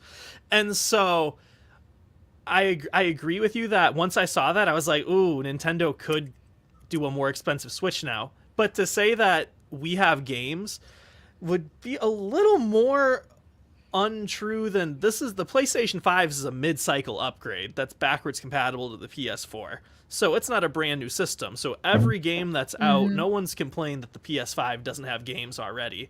Where this brand new system, about the PS5 is that there's not enough exclusive games. That's all I hear. Yeah, not enough exclusives, but there's a lot of games. And they do have a lot of games, and also a lot of people waited for a long time to get the PlayStation 5. So this could be like a good opportunity. Instead of them paying for the PlayStation 5, they're going to get the PlayStation 5 Pro instead. Yeah. So, yeah. I don't see the big deal because I'm just like, well, I'd pay it if I was a PlayStation. Well, you know, Nate, in one of his tweets put it perfectly. He says if Nintendo comes out now, and after this PS4 debacle, and gives us a Nintendo Switch that's way cheaper and it could be compatible with the same games that are coming out on PS5 now, that's it. Nintendo won right there. And I believe I agree. If Nintendo comes out and says, you know what, here's the Switch 2 at $399 with the controllers and the power that you get, and guess what? Every current gen game is compatible, or they show a really strong third party lineup coming in that first Switch 2 trailer. I think Nintendo's like is the winner on the spot. You know what I mean? But here's the other thing, I agree with that too. So we all have great ideas. So the other thing I think they would do is they could give us like a $450 system, and then but the controllers are still $80. But what if the games go up to 70? Are we okay with all the games going up to 70? I know I am personally, but I know they did talk about that. They said that when it comes to games, there will always be tiers in when it comes to games. That's right. We did talk about that. My bad. Yeah, and Furukawa, I think, mentioned that, or somebody mentioned that in Nintendo. They said, okay, games like Tears of the Kingdom, this massive world game that takes so much to build, they will be at a $70 price point. Other games will be at $59. Other games will be at $49. Of course, like that. So there will be tiers when it comes to games. Major games, I think, we're seeing it with The Legend of Zelda: Echoes of Wisdom. It's not I don't think it's as big a game as Tears of the Kingdom, but this one is $59, and Tears of the Kingdom is $70. So we're seeing the tiers depending on the development cycle, how long it takes, how long the game is, and I think it's fair because if it takes them that much longer, it gives you that much more value for the game. Yeah, pay $70. How long will you be playing this game? On top of, I can see the Mario game, the new one, open world. I can see that at $70. And I always felt that Odyssey was a good $70 game. It wasn't 70 when it came out, but we can't talk about. It would have been too soon. It probably could have been, depending with how good of a quality it was. People always forget, or maybe you don't. I don't know. I don't forget. I forget. $60 for a game in 2017, Super Mario Odyssey. $60 for a game in 1996, Super Mario 64. 21-year difference. Look at comic books back then. Look at comic books now. They're not $1.50. They're $5. Look at a movie ticket back then. It's not $4.25. Yep. It's $16. Look at gas back then. It's not $1.50. It's $4.39. Look at milk. Look at ice cream. Look at a newspaper. Look at bacon. Bacon is $7 down here. Or fast food. You don't go and get in literally like 1996, Carl's Jr. or Burger King, Famous Star Whopper, 99 cents. $6 now. So everything's gone up. We are so fortunate, for crying out loud, that video gaming is still only $60 because every state's minimum wage has gone up. Like all of them. Maybe not all by as much as one another, but all of them have gone up. So the fact that gaming is still $60, I think I mentioned this on the podcast before. It would feel less bad for most people mentally if, let's say for the last 10 years, gaming went up by 50 cents a year. You would say, oh, in 2011, it's going to be $60.50. Okay. And in 2012, $61. All right. In 2013, $61.50. Okay. In 2014, $62. You see what I'm saying? Like that small price increment would feel less bad. But then when you look back at the last 10 years, you're like, dude, for the last decade, I've been paying more. Oh my gosh. Instead, what happened right now? One $10 jump. It's far, far, far less, but the increased percentage is more drastic, and that's why it hurts people more mentally. But in reality, you've been saving this entire time. That's number one. Number two, compared to any other medium out there, you are still getting the most bang for your buck when everything else has gone up and gaming has stayed the same. And there's free games out there. Like, you know, people poop on Fortnite, which I think Fortnite's fantastic. Fortnite's awesome. You don't have to buy everything, but you can to make it better. Do you know how much fun it would be for us 30 years ago if we had a game that was free, that was that big and had that much opportunity that you didn't even have to pay for? What? You don't even have to pay for Nintendo Switch Online to play Fortnite. So it's amazing. The opportunity is amazing. So yeah, I have a counter. I don't want to have to spend more, but I'm totally on board with $70 for games. Yeah. That's what it is. Prices on rent on the buildings have gone up. Those studios' air conditioning bills have gone up. The amount of money they have to pay for insurance for their employees has gone up. The gas that those employees have to pay for to drive has gone up. Those employees' cost of living for their rent for their homes and such has gone up. So how could you not justify the fact that games have to go up? And most importantly, there was like 14-person developer teams back then. Was a big dev team. True. Where now there's like 3,000 people in the credits. I have a little how do I put this lightly? A little counter to that, because I know that I would say over the past 4 years, over the past 4 years. 4 years ago, gas was like $1 something here in Florida, right? 99 cents, y'all. And we were at $5 now over here. So it's like, things have gone up. Yes, things have gone up. That doesn't necessarily mean people can afford them. Back in the day, people live minimum wage, still couldn't afford a living. Nowadays, just because things went up and then minimum wage went a little up, it just adjusted to what it was before, which still people can't afford a minimum wage living. People living on a minimum wage right now, the current minimum wage in Georgia is $5.15. Wyoming is $5.15. West Virginia, $8.75. Minnesota, it's still $8. Puerto Rico, my hometown, my home place. I wasn't born there, but my parents were. $9, right? Then Delaware is $11. Hawaii, we got $14, $12. Illinois, it hasn't gone up that much to justify, a living wage. People who live on a minimum wage, paycheck to paycheck, with kids on top of that, and I'm talking about because I've been there. If you guys didn't know, I used to be, I was homeless for 2 years. My mom and my 4 brothers, we were homeless for 2 years. I can do a podcast and tell you what happened with my family, how they broke up and everything. Give you a little backstory.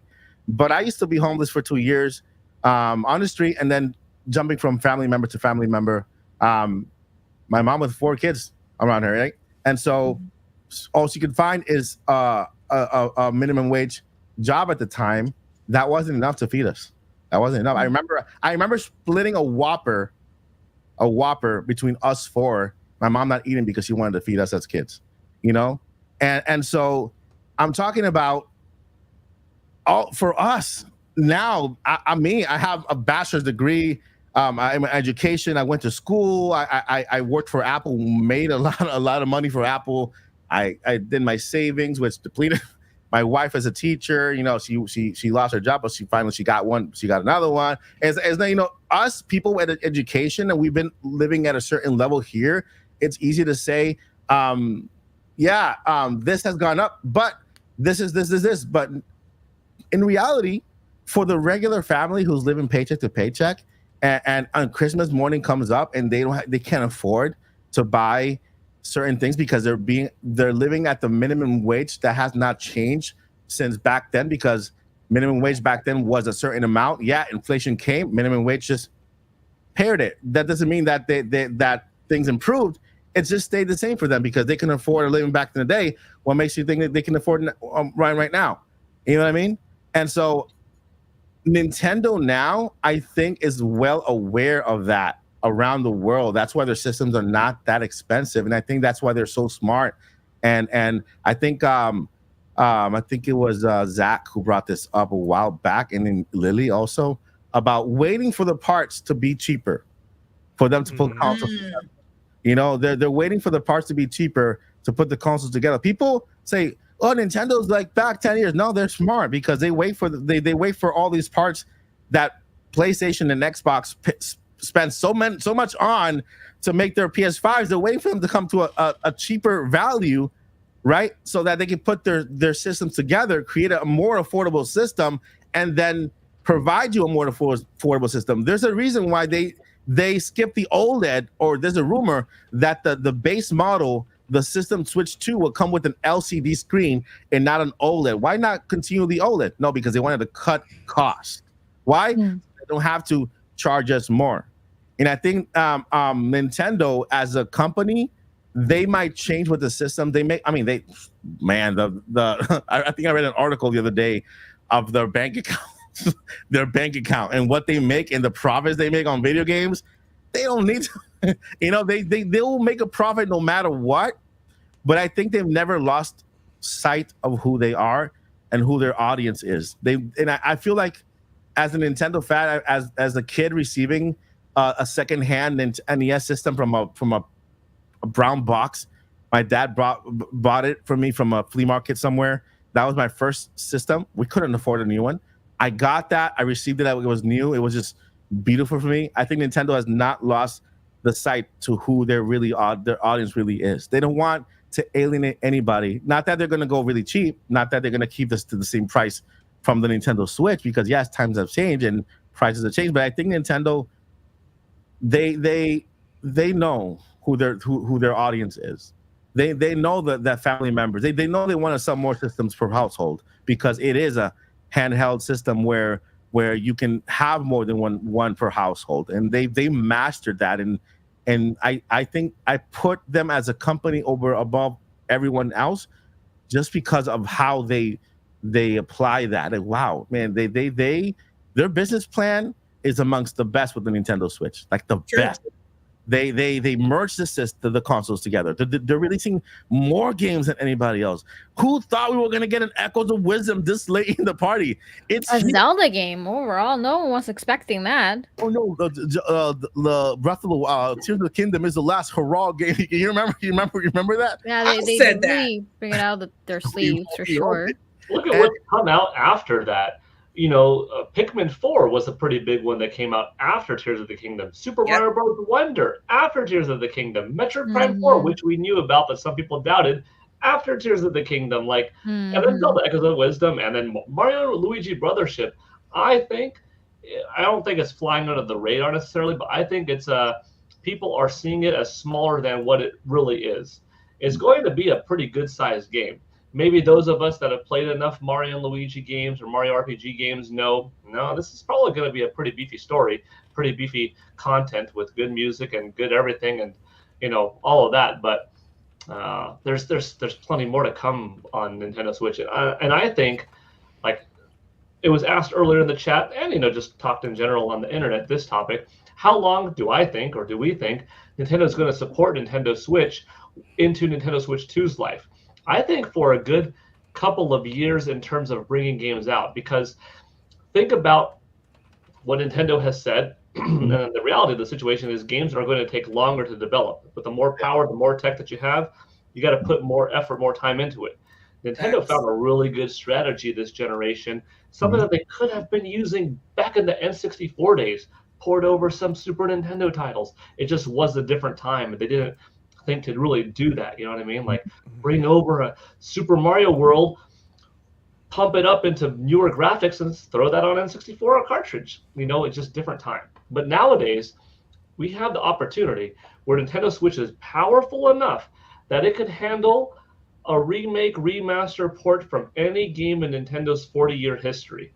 Those are the games that I could see coming out over the next couple of years and be dual releases. So while Nintendo is spending more time and a bigger team on the next big Zelda game, on the next new Animal Crossing, on the next Splatoon, with this third-party developer, with this title, F-Zero, whatever, you could be porting games from GameCube like Star Fox Adventures and F-Zero GX and Metroid Prime 2 and 3, Zelda the Wind Waker and Twilight Princess, 3DS games like Kid Icarus Uprising. I think now they see a greater value than ever in bringing back their older stuff and putting it out on a system that's strong enough to handle it, because you're looking at old code that just needs a new coat of paint on it, basically.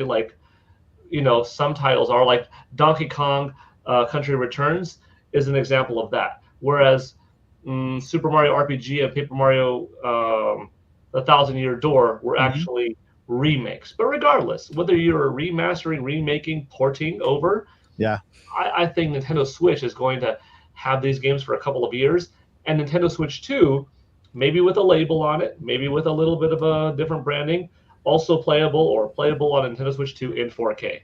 And there you go. And then there gives incentive, because a lot of people aren't going to have the money right off the bat to buy a new system, even if they want to. So keep the old audience active and engaged and happy, and you're playing up to 160 million install base at that point. And then it gives time for people to slowly save up to be able to afford a new system. I agree. And I think that I personally think the Switch will be around at least 10 years, like 10 years around, because if you look at the Wii U, and the 3DS, they were just shut down recently, right? The eShops were shut down and the 3DS were shut down. And I believe that third-party developers were still releasing games on there till recently too. And so with the Nintendo Switch being on the same architecture as Nintendo Switch 2, right? It's like Windows, right? Windows 1 and Windows 11 and Windows 12, or the Xbox. Xbox is building a Windows platform. So Nintendo's doing the same thing with Switch and Switch 2. They're building it on the same platform where games can go back, not forward. But I think that because Nintendo Switch has the big giant platform, they have NSO as well. I think NSO will still be supported on Nintendo Switch for a long time if they have ever updated. That's what they're aiming. Yeah. Yeah. If Nintendo updates NSO, I think Switch fans, at least for the 5-6 years, will still be benefiting of those as well. But my major point is that Nintendo is as a company. I know there are changes, but I feel like they have their own little Bible in there. It's like Apple. I worked for Apple for so many years, and the culture inside of Apple is the same one that Steve Jobs began back in the garage when he started the garage. And it's like a culture. They're so passionate about it, right? And right now, Tim Cook is the CEO, and then we're probably going to get another CEO very soon as he retires.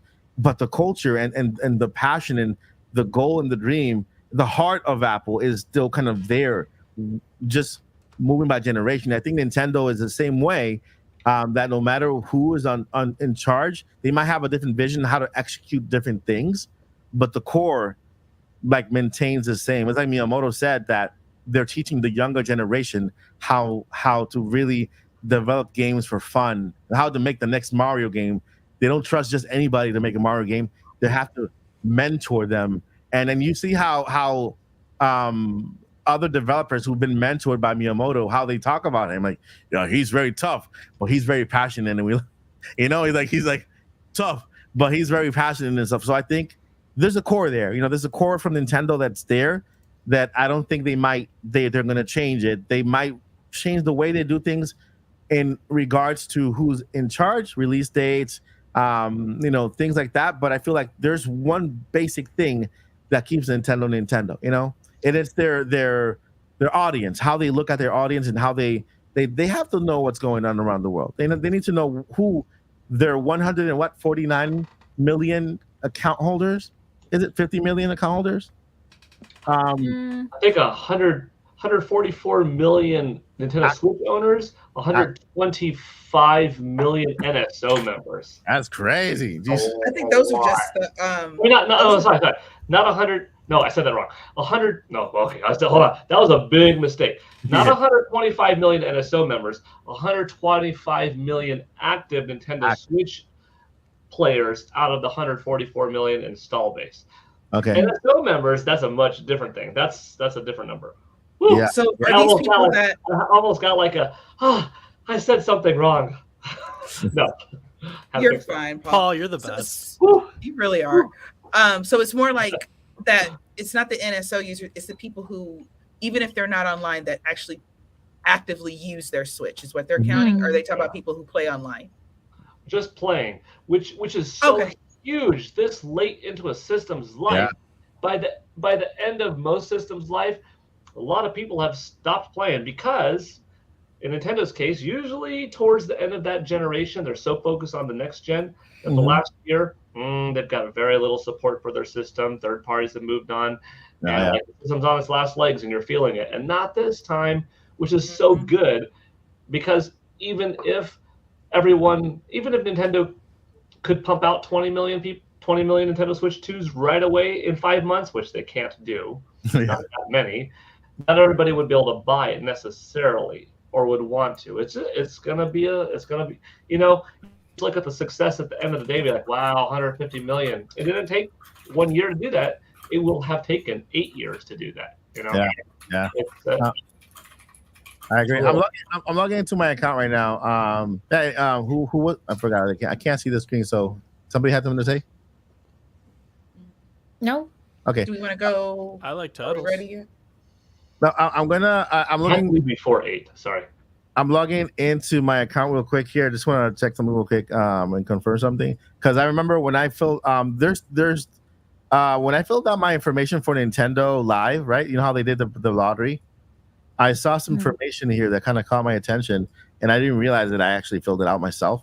But we can start gathering questions for the Q&A while I look for this. Because we can go ahead and start that. Man, I forgot they had to put the code in. Anyway, so right here on the account, it gives me, I think I received an email very shortly asking me to update my account. And part of the questions they were asking is what is, they know I have my daughters under my account, but on my main account, it says, I put married, kids, main salary. right? And you put like the whatever. And so Nintendo does gather information to know what people are making, what the cost of living is, and to, you know, it's like they don't come up with the price out of the blue. They need to do some research to make sure that That's true. across the board they look at, oh, this guy's making $50,000 a year. Okay, so what does he live? What does he? How much does he spend? Blah blah blah. How many games does he own? How many people on his household? Okay, so this is a good price to sell him a Switch. He'll buy it. He'll buy a couple of them, you know, if we put it around this price range. That's something that I want to bring up, but I can't find it. Every survey, if you get one, put that you make $30,000 a year, you got 9 children.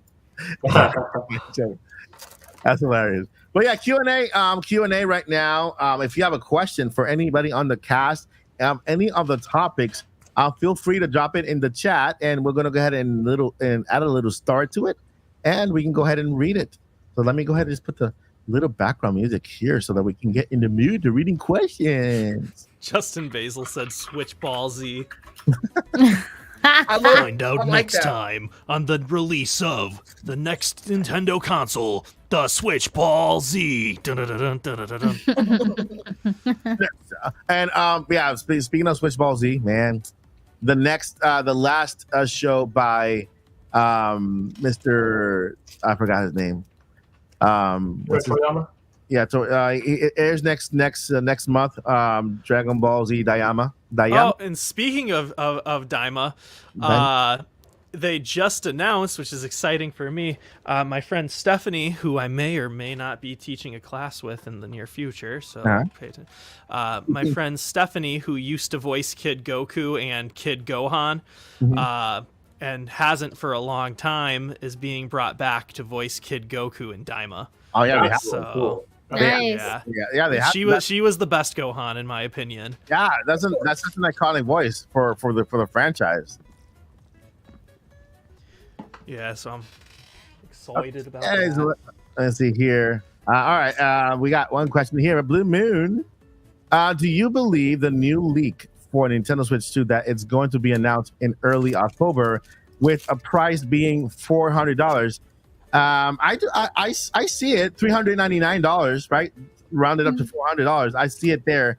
Of course, plus tax, which is, you know, and it varies everywhere else. It could go up to anywhere from $400 to $450. You know, so I don't see out of the possibility. What I don't see happening is a $500 price point for Nintendo. $499 and up like that. I see Nintendo, yeah, 400, 450 below on the system, but never 400, 500, 600. So trying to compete with the PlayStation. Anybody else have anything to say about this one? Yeah, I still think we're going dockless for a model, and you can use your other docks. And so I think that model, to really flex like how much they care about us, how much they want our money, I could see that model going for sub 400, just to like really like what? There's a new game system like for under 400, like, and it's stronger than the Switch, which we've been buying for 300 happily. I think there's going to be a super dock, which I hope is released in a bundle. I think there will be a higher quality system with an OLED screen or something that you can put in that dock. So I could see that maybe being $550 on the high end, but I see $350 for the base Switch 2. Yeah. I hope they call it the Super Dock. That would be cool. Or Power Dock. Man, come on. The main thing that I agree with Blue Moon on is that I think it will be an October reveal. I know everybody's like hoping for September. There are some pretty decent rumors out there from reputable people. And I love the speculation. I love the hype and the talks and that we have and everything. But at the end of the day, I think it makes sense to let's just chill. As in Nintendo, they're just sitting back having tea and like, okay, October 1st, that's when it really starts. That's just what I think. And I could be all the way wrong. I know what's traditionally happened, but we're at the end of a Switch thank you, Lily. That's why you're my roommate. we're at the end of a console generation going into a new one. So the fact that we are not dead on games, they can breathe a little bit and then come back to us in a month or two and say, all right, here you go. Here's the thing. Kind of thing. That's what I think. Yeah. I just got a vision from the future. I need to say it right now because I got a vision. Well, the vision. Yeah. Preach, brother. Nintopics just came here and told us that we are getting a Nintendo Direct soon. Okay? Yes. Mike Stradamus. I really didn't realize that was wordplay at first. You said Nostramicus, and I thought you just butchered his name. And then it hit me 5 seconds later, and I was like, oh. Okay, that makes sense. Yeah. So I changed to Mike Stradamus now. So you think we're getting another Direct? Getting on a Nintendo Direct? Yeah. Will end for the start of next year. Yeah, we'll end with the Nintendo Switch 2 reveal at the end. Nintendo has been telling us ever since they announced the June Direct, we will not be showing anything with Nintendo 6 successor in this. Like copy pasting all the time. Do not ask. We're not getting it. We're not doing it. Yeah. Then with the museum, no successor, and then with this double whammy of a Direct, no successor. In this following Nintendo Direct, they will not say that. They will be quiet about it. They won't say a thing, and they will basically just kind of give us a Direct, giving us the pretty cool games. Pretty cool games. Well, they're going to announce the. Why do these games look so good? These are awesome. Oh, look what I'm doing with my hands. I look like Donald Trump. Pretty good games. Good games. First of all, these are the best games. Some people are saying that this is the best Switch ever. I'm not saying that. Some people are, though. That's what they're saying. I say that. I'm speaking. Okay, I'm speaking. I'm sorry. I'll go games. That's what the other one says. Go games. Anyway, so we're just joking, y'all. We're gonna get Switch 2 games. Not Switch 2 games. Sorry, no. We're gonna get Metroid Prime for release date for next year, which will be probably later in the year, and the rest of the calendar for February, March, April, and May, and then one more thing at the end. One more thing. And that's when they reveal the Nintendo Switch 2 reveal. Oh. But within the reveal, they're going to show us the next Mario game, the next Zelda game, the next Battlefield. No, not Battlefield. What's that other game from? Call of Duty. Call of Duty. Call of the Duty is going to be there. Call of the Duty. And then they're going to show us Duty. Elden Ring, right? Elden Ring, and all those games that are gonna, because they want to make sure that they know that that I know that they know that we know that there will be support for Nintendo, third parties. But they're also gonna show us a guy saying, "Hey, let me pick up the Nintendo Switch controllers from the little side dock, the little sidekick, and then play Nintendo Switch games on Switch 2, confirming backwards compatibility." So Mike Stradamus is in the house. He just said that. Put it in the bank. Can I give another theory? Yeah, go ahead. Is it a Stradamus theory or is it just like a theory? No. This is shoot. What's my genie name? I don't know. Other Joyce. I dream of Joycey. Yeah, there we go. I dream of Joycey. Yeah, okay. Joycey Genie. Okay, no, seriously, this is just what I think. I don't. Nintendo has a lot of opportunities to either super troll us or just reveal it, because I do think it's going to be its own presentation. But I can see them ending the Direct with some kind of big Mario. Yeah, it's only going to be a snippet. It'll be there one more thing, and then just as Mario is like, that picture of Mario looking behind the curtain, he pulls the curtain back and it's just the silhouette of it. You know what I mean? And then I think afterwards that's the reveal, and Nintendo's gonna hopefully if they're not ready to reveal it now, that's kind of one of the ways they'll do it. They're like, it's coming, here's a silhouette, okay, stop asking, it's coming, kind of thing. We're gonna be dissecting that silhouette, that little back and forth. Seriously, is he wearing it? Does he have a Nintendo Switch 2 in his pocket? In the overalls, can you see it sticking through or something? Right. Something like very that. Interesting. There's nothing quite as exciting as a game console reveal, and for the first time in my video game career covering video games for news websites and stuff like that, I might not play it first. The first time I play it might truly be when it comes out, because GameCube, Wii U, DS, Game Boy Advance, 3DS, 2DS, Nintendo Switch, I've played them at the last 20 E3s or at other Nintendo events, like Nintendo Switch, as part of the Nintendo Switch and Unexpected Places commercial, which was February of 2017. I got to play it early.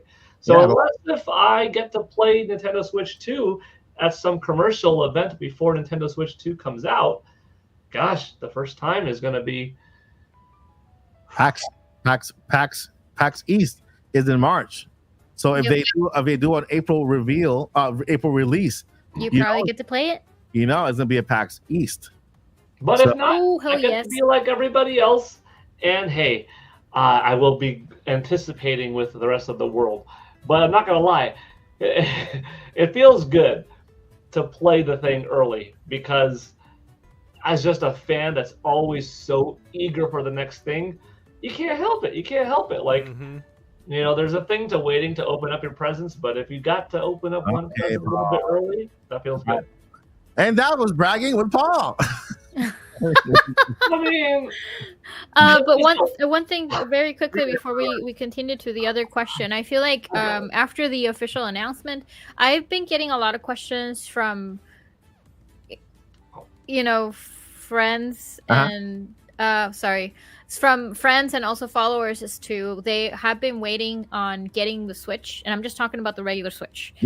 Because they don't know when the Nintendo Switch 2 is coming. So what I'm trying to say is that Nintendo's going to have a great opportunity to make sure that you follow them on their social, because usually what they do is that they announce certain specials, so offers and promotions and stuff like that. So I think it's going to be a great opportunity for those out there that have not they don't have their Switch.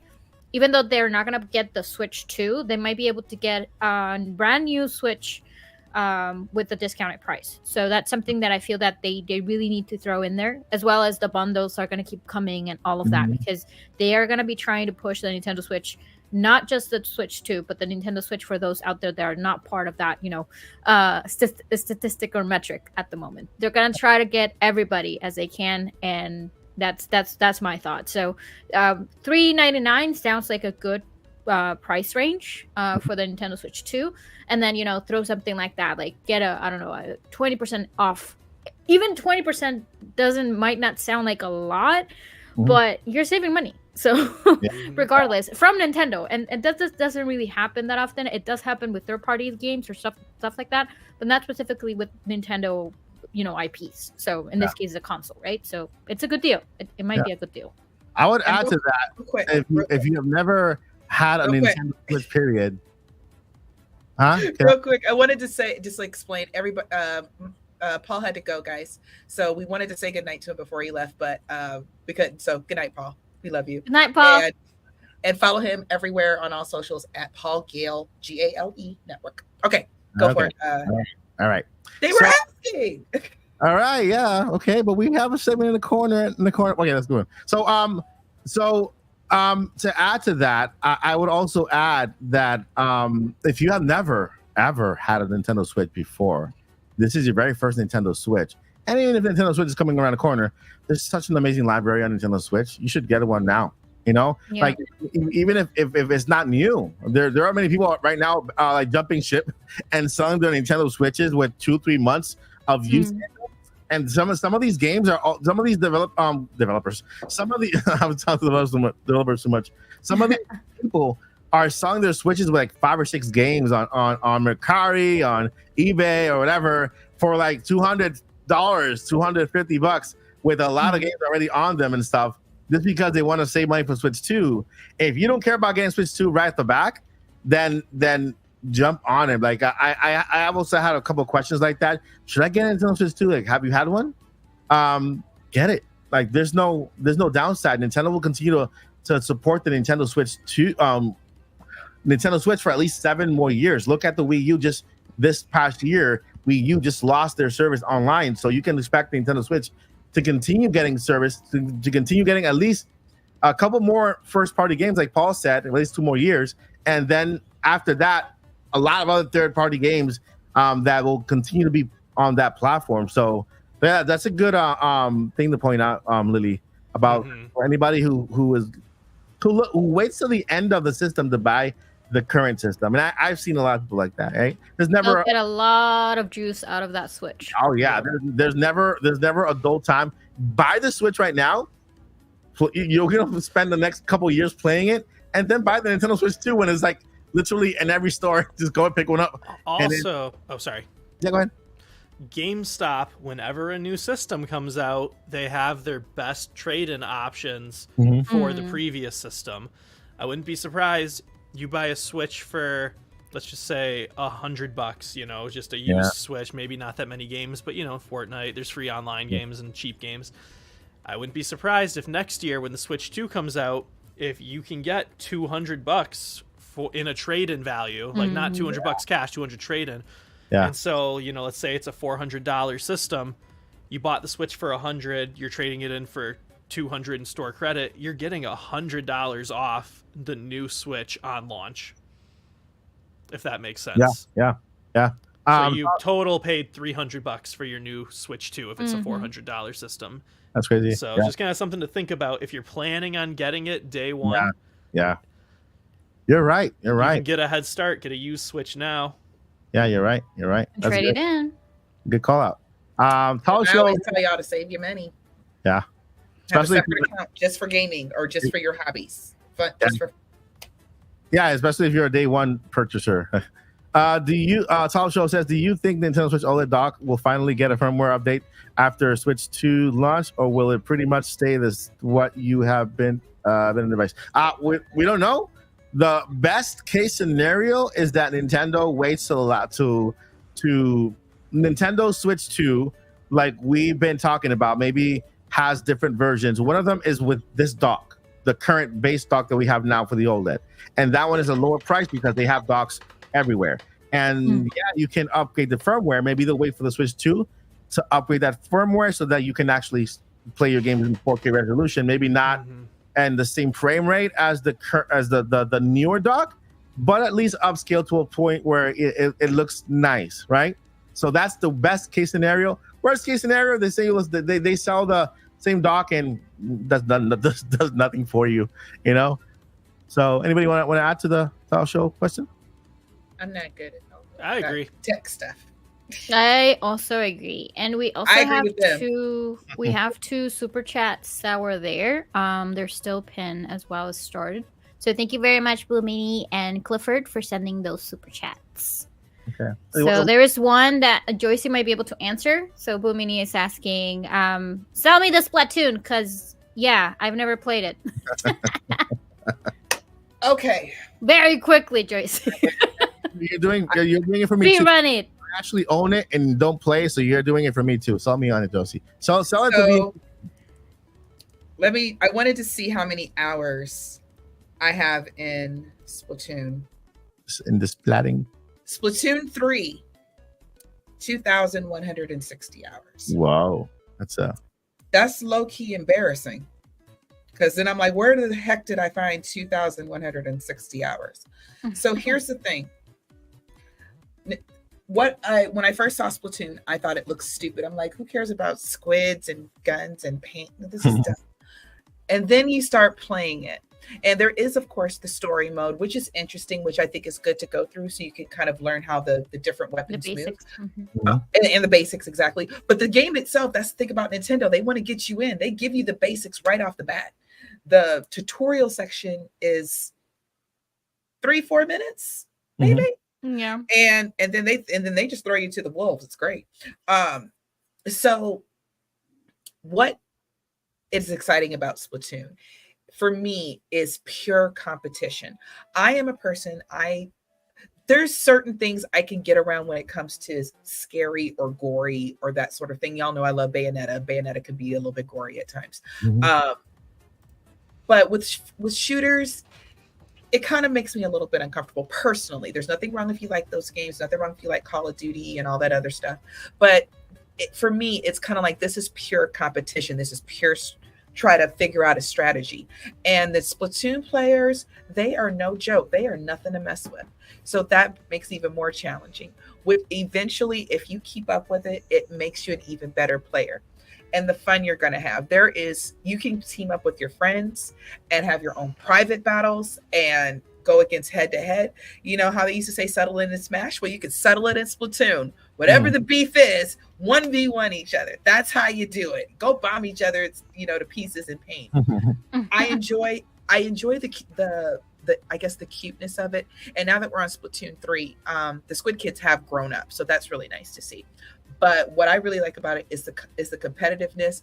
And when you get splatted and you have to go back to spawn and everything else, you can kind of say, okay, I see why that happened. I should have made a better decision. I should have gone left when I went right, or whatever the case is. So I love it. It's colorful and the music's really, really, really good. So that's my spiel. I want everybody to play it. Nice. Perfect. Oh, quite. And Splatoon. Okay, I think that sold me. That sold me a little bit. So my daughter is a Splatoon player. She's always showing me, look, Daddy, I got 40 kills. I'm like, I can't even get 3 people. It's like, and then she records a clip. She's, man, like she got moves, and I'm like, you should put that online. Like, no. So she's like, okay, fine. But your daughter will probably wipe the floor with me. Yeah, I mean, she does it with me all the time. Just, I don't even want to play anymore. Like, she's too good. Clifford Favors. I asked everyone the question: as a kid, did you ever borrow Nintendo games from friends that your parents would not buy? Well, as a kid, during the NES era, I used to go to my cousin's house because he's the one who had the Nintendo, and he had all the games like Super Mario. He had Kung Fu. He had Castlevania. He had the one with the bike, Excite Bike. Yeah, Excite Bike. And so I used to play games on his side. My parents couldn't afford to buy me a Nintendo when I was a kid. That's why I was so surprised when we moved to Puerto Rico. My dad stayed behind, selling the house, and we went to Puerto Rico with my mom and my other brothers. And I was surprised when my dad came with that box. He arrived on the airport. He had a cardboard-looking box, and inside was the Nintendo system with Mario and Duck Hunt and the Zapper controller. That was like the best day of my childhood. That's the first time I had a Nintendo. From then on, I'm like, I never looked back from Nintendo. But I never borrowed anything because I didn't have it. I couldn't. I actually did borrow the entire system when I went over to his house. Oh, and the fun thing is that he was like a big brother to me. And I used to sneak in without his permission. He would get so mad to play video games. Like when I stay home from school, I open the door because he locked it, and I just like pick the lock, get in there, and start playing Nintendo games without his permission. Naughty, Mike. So naughty. It was just so much fun. That was fun. Okay, true story real quick. I never borrowed games or anything like that because for some reason in my little mind you, I was a child then. Mario and Zelda were all I needed in life. And then of course Zelda won without any guides, without any help. Yeah, without reading the manual. That was like a 40-year game. I didn't beat that game actually until I got to be an adult. And there were still things I didn't know about it. So that was my entire world. And then when Super Nintendo came out, that's what did my dad buy me? I like Contra and some other games, but when Super Nintendo came out, what did my dad buy me? Mario and Zelda. And that's all I needed in life to be happy. Now I need everything, but at the time, that's all I needed.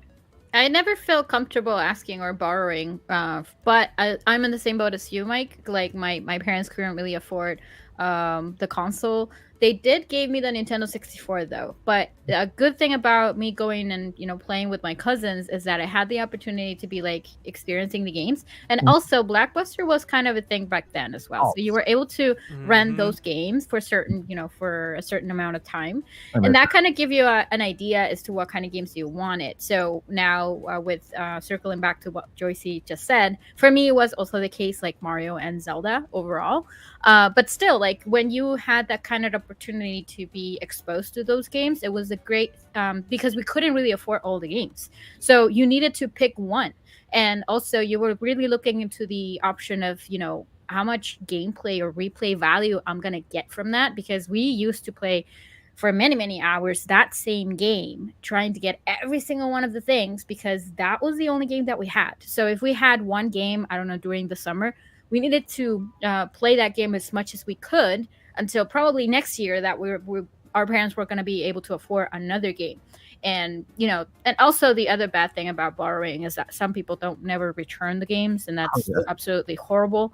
But yeah, that's why I've never actually borrowed the games. I've only went and, you know, have a good quality time with my cousins playing Nintendo or some PlayStation 1 games as well and stuff like that. So yeah, it was a really fun times. Like that was our online multiplayer, but it was local, right? No online at all. Like it was just at your cousin's house, and that was hanging with playing games with the cousins. That was yeah. That's what it was.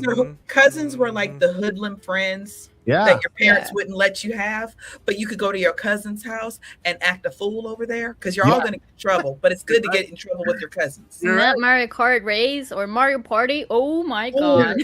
Yeah. I would never dare in my own house break into one of my brother's rooms with my parents, but in my cousin's house, I would break it into his all the time. Cousins are different. It's a different vibe. Yeah, we understand each other too.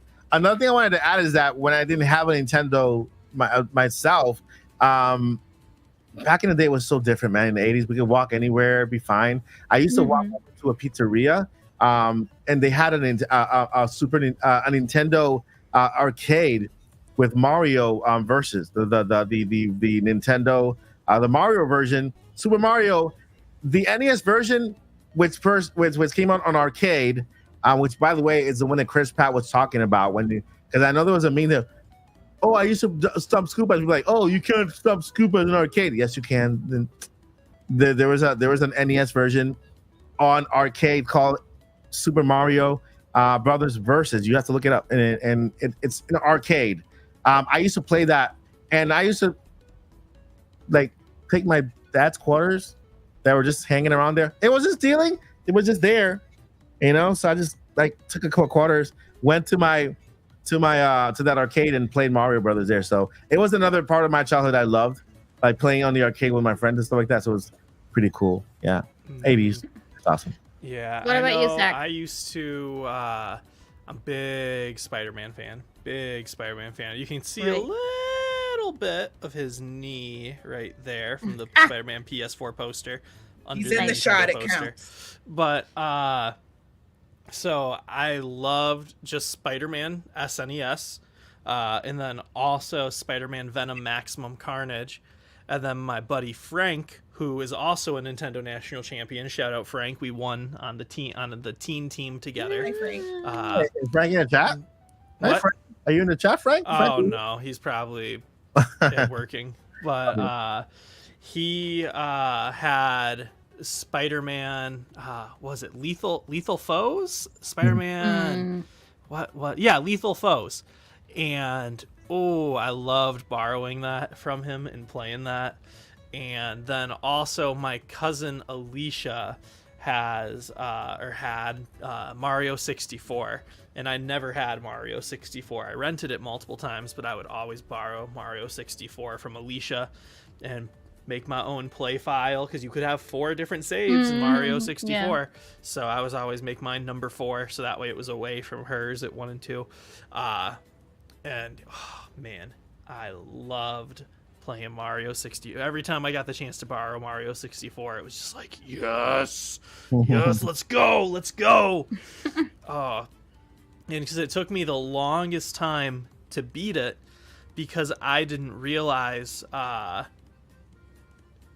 for one of the final star that I could never get for years as a kid was in where the clock room is, and you jump through this clock on the wall. Yeah. And I didn't know that where the hands are when you jump in dictates the state of the game. Yes. And so you literally cannot beat, or at least when I was little, I couldn't find a way. You can't get all the way up, which I think is where you need to get for Stomp on the Thwomp. I remember what it was called because I was just like, where's the thwomp? There's no thwomp in here. What am I supposed to do? Also, no YouTube, no walkthroughs, no guides back then. So it was just Nintendo Power, but that was it. Like nothing else, right? So and so not everybody had a subscription. Yeah, little exactly. 8-year-old, me. I didn't know much about Nintendo Power back in the day in Chicago. Ooh, wait. So Nintendo did have a hotline where you call. Yeah, that's true. They did. I knew nothing. Hilarious. Same. 1-800 Nintendo Power, and then I'm playing Zelda. I'm so lost here, and Legend of Zelda. They used to guide you through the. Well, actually, on the Nintendo Championship, they did a bunch of reels and videos about that. So they were kind of mimicking, or a sort of like bringing that from the past, where they're explaining what to do on certain levels. Like, I'm stuck on this particular level. Oh, well, if you see this and that, you have to do that and that, so you can, they were walking them through on the phone, which was hilarious. So, and that was a job that everybody wanted. Customer service for video games. Press 1 for The Legend of Zelda. Press 2 for Mario Superstars. Press 3 also for Contra. I don't know. It's just like, okay, you're where? Okay. Oh yeah, Frank had Super Mario All-Stars, and I did not for a while. I got it eventually, so that was another one that I was borrowing. I don't know why you're listing the games with the phone line made me think of it, but I think because I would like hit them up and I would be like, what do I do here? Like, this is my first time seeing Mario 2, and so Doki Doki Panic, and so I was just like, wait, that's the game that they mimicked Mario 2 after. Doki Doki, right? That's the original one. Yeah. Yep. And so it was my first time playing Mario 2 on Mario All-Stars because I didn't have that one for the NES. And so I remember I would hit him up, and then I remember he was just like, oh, well, you can jump higher as him, and you got to hold down so it man. Good times. Right? I like the new mechanics on Mario 2 because with the princess, you can just float a little bit, glide a little bit. With Luigi, I always use Luigi because he jumps like so much higher. Yep. I never use Mario at all. Mario was the kind of the weakest character in Mario 2. But that was fun. We got Alisala says, I have a question for you all. What Nintendo game? Let me make the screen bigger. What Nintendo game have you pulled on all-nighter playing because you love it so much? All night. Easy. Tears of the Kingdom. And the reason was because I got the early copy and from Nintendo, and so I wanted to finish it before the release date so that I can do the review. And I was able to do that before, so that's the reason why I did all-nighter. It has been a very long time since I pulled all-nighter playing, unfortunately. So because we have to go to work at the following day and stuff like that, But for me, it was definitely Ocarina of Time. Like I was a all day and all night until I finished it. So that was like 1989? How many 1998. 1998. How many hours did you take? Did you go play straight through? Yeah. And how many hours? I don't know. That was roughly like 27 hours. Like not sleeping at all. Like close to the end. Yeah. But right now I can beat the game within, I don't know, 5 hours if I want to. But back in the day it was like figuring out exactly what to do, where to go and stuff like that. So if I were to go to sleep, it would probably be like a few hours. I don't know, like 2 or 3 hours, and then get back up and then start playing again until that happened. But that doesn't happen anymore, unfortunately. So what's interesting is I'm the exact opposite, Lily. I was a full-grown adult before I had my first video game all-nighter, and that was when Breath of the Wild came out. It's my first, because it was my first big launch when I'm back into gaming. I'm not playing old stuff, just playing new stuff. And it was the first Zelda I really, really got to watch from inception to release. And that was all she wrote for that week. Same thing with Tears of the Kingdom. So if I'm going to stay up all night, I have another game right now that's really great. That is keeping me up till 4 a.m. It's great. But Zelda's always going to have priority of all my sleep. Yeah, I don't think. I think pretty much every game, every Nintendo game, I've stayed up all night playing. That's good. I like my though. boyfriend, but my boyfriend is like that. Like he doesn't have a lot of time, a lot of free time, but he will sit like and play until he finishes the game, and then he can start doing everything else. But he will literally stay there, up there, very very late at night, and probably sleep for a few hours, and then get back up and start playing again. But that's the way that he likes to play his games. So. Yeah, I know. Like just in general, I don't need that much sleep. I know my girlfriend always gets a little mad at me because she'll be like, she'll call me in the morning on her way to work. She'll be like, "How'd you sleep?" I'll be like, "Oh, I was just working." You didn't go to sleep? And I'm like, "No." And she's like, "Take a nap." I was like, "Oh, we'll see." And then like we'll talk that night, and then she'll call me the next morning, and she'll be like, "All right, I'm sure you slept well." I'm like, "No, actually, I'm still up. This is day 2 now." And so he's like, "Why?" And I was like, "Oh, well, you know, I was playing Among Us, and then the time kind of went by, and it's time to start working again." So and she's like, you can't stay up 2 nights in a row. Well, don't stay up 1 night in a row. She gets so but Don't tell me what to do. Specifically in high school, I was up all night all the time playing Mario Kart Wii. Because Mario Kart Wii, I had a world record at Peach Beach. And the reason I put world record in quotes is because I didn't know about like Twin Galaxies back then.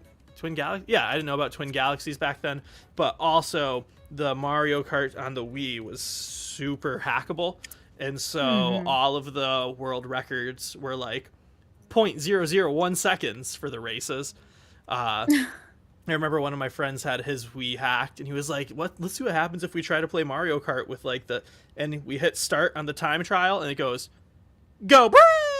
And the instant win, and like 0.01 seconds.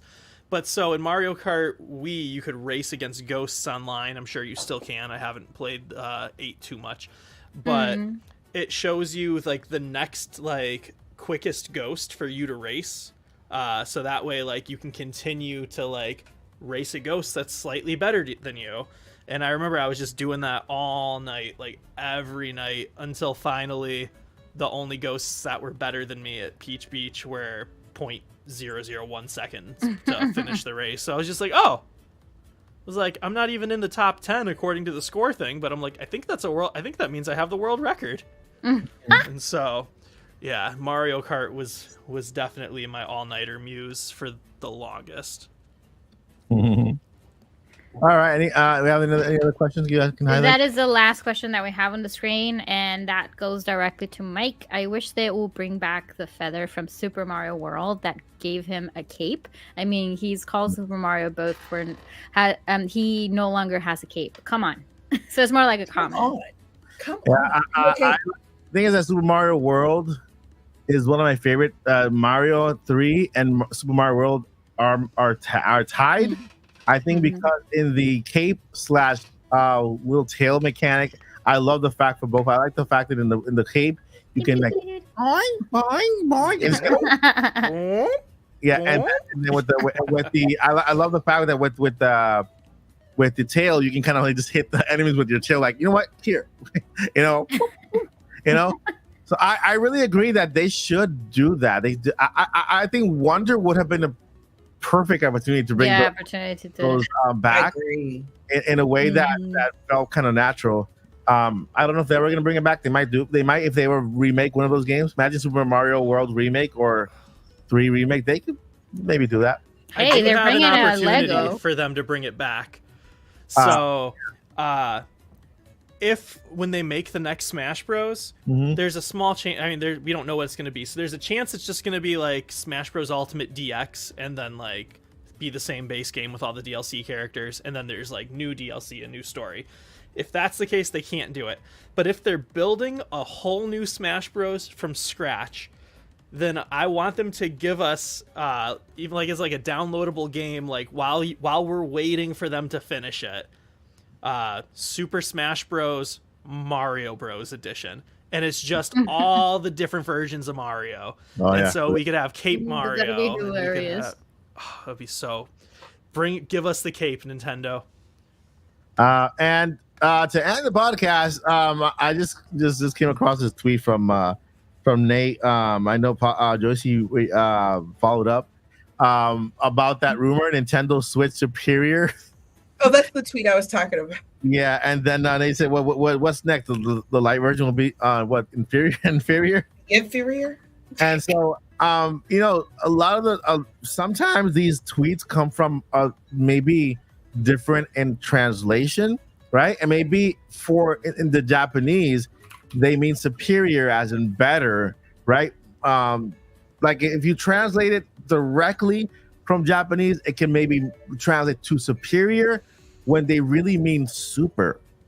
And so the question is, oh wait, I see where you're going with this. Because I was going to say, well, what would it sound like in Japanese that would still make English speakers drawn to it? And then it took a minute, and I'm like, oh, I know what you mean. Yeah, so it's better. Right? So even in the word superior, the first 5 letters is super. So maybe it's the Super Nintendo Switch. I hope it is, man. That's the only way I would say yes. Switch, keep the Switch name, bring it back. Give us a retro like little logo looking Super Nintendo Switch will be awesome. That I'm on board with. I hope everybody will get that. We'll get it as 80s kids, but I wonder if everybody else will get it. I mean, everybody knows at this point Nintendo Switch, Super Nintendo, because it's on NSO and it's part of the already, you know, so 120 million users, they know what the Super Nintendo is now because of NSO. So, but I'm talking about like for the masses, just the casual person just walking by in the store, like, oh, what's this kind of thing? Yeah, like they I ask, wonder if that makes sense. What do you want, the Nintendo Switch or the Super Nintendo Switch? Wait, this one says Super, so it's maybe better than this one? Yeah, I think I'm a little too concerned about that because I don't know. I'm gonna buy it. I'm gonna be happy. Yeah, Nintendo Switch DS. Yeah. 3DS, Nintendo 3DS. You know, whatever it is, Nintendo already picked it. We have no choice. We have no say over it. It's already done. Packaging is already being made, and we're gonna see it soon, hopefully. So one more. One more chat. Yeah, go ahead. Thank you, Jess Potter Girl. Hey everyone, in Mike Odyssey, loving IndieMania. Can anyone tell me where we can get a full list of the games mentioned? I tried Googling but couldn't find any articles. Help! The full game of the name of the games mentioned at IndieMania Day 1 and 2. I'm gonna update the website tonight with a full list. It should be ready for tomorrow. A full list of the games mentioned, and then each name will have a link directly to where you can get that game. Okay. I've been working on it overnight, so I'm going to go ahead and update that. That way, when you visit by day 3, we should have all of the games already listed on the website with their link directly. Or you can also check out the IndieMania YouTube channel, where I will also be uploading the individual trailers. In case you can't remember a name, you want to look at the trailer, you can also find it there. Or I can just go ahead and copy and paste right now all the lists on the chat. I'm gonna go ahead and do that too. Thank you, Blue Moon, for that. That's IndieMania.net, so you have it there on the screen. That is the website officially for IndieMania. Or you can also go to the YouTube channel. Please subscribe to that YouTube channel, by the way. Yeah. So I think the best way is keep an eye on the IndieMania channel and the website there. I will be uploading it with all of the games very, very soon. Okay. Thank you for the question. And also thank you for watching IndieMania. I'm happy that you enjoyed it. And that's a wrap. That's a wrap. All the questions. Wrap. It's a wrap. It's a wrap. Yes. Man, I've never had a wrap before. I'm wondering what it's. Actually, they're really good. I think she meant wrap.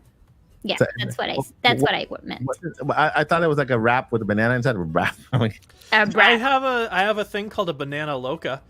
Banana loca? Yeah, you shove the banana on it, and it's filled with like peanut butter or Nutella, whatever you want to fill it with, and then you squeeze it, and when you pull the banana off, the banana is now stuffed down the middle with peanut butter. We peanut butter, Nutella, whatever you want to put in it. The heck, man! Yeah, I'm gonna call that a wrap. Imagine that. Imagine that. It's a wrap. Imagine that on a banana split ice cream. Yep.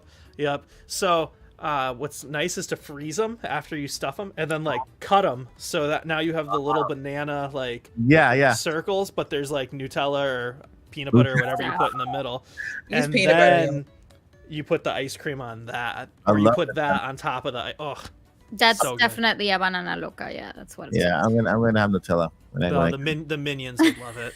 Stop it! I want one now. This is Lisa. So uber hungry. All right, so I guess let me go ahead and then this music is making me sleepy.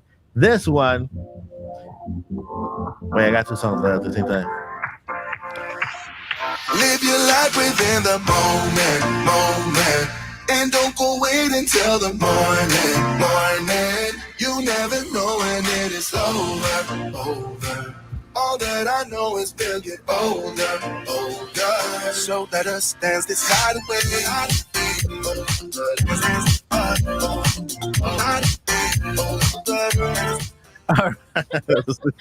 Sleepy dance.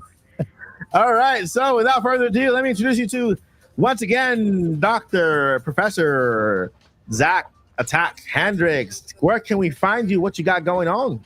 You can find me here every Friday at the Mike Odyssey YouTube channel for the Nintopics podcast, and on everywhere at Zach Hendricks Media or Zach Hendricks Voiceover, except for Twitter/X, where I am Young Calf Zach. And now I'm just kind of making movies. So we will be back with more content soon. Hiatus is going on a little longer than I've planned, but I've got some really cool content in store. That is very nice. And before we head to the Queens of Hyrule, I want to go ahead and shout out Paul Gale, who was exited out before the end of the podcast. Shout out to Paul. You can find him at Paul Gale Network on Twitter, X, and on Instagram, and also on his YouTube channel. Also, you can find the Paul Gale Network tomorrow at IndieMania Day 3, the finale. We'll be there live, having that presentation thingy there going on. So yeah, go ahead, check out Paul. Pretty good content going on. Then over to the Queen of Hyrule / correspondent, Joycey J. Where can we find you? You find me in my kitchen. I'm hungry. Other than that, I am hungry. I had soup today, and it was like a small bowl. You find me on Twitter because I refuse to call it X. It is properly renamed X, but I just refuse to acknowledge it. So you may find me on Twitter. No, wait, I have to say it right. You have to find me on Twitter. See, you gotta kind of cut it a little bit.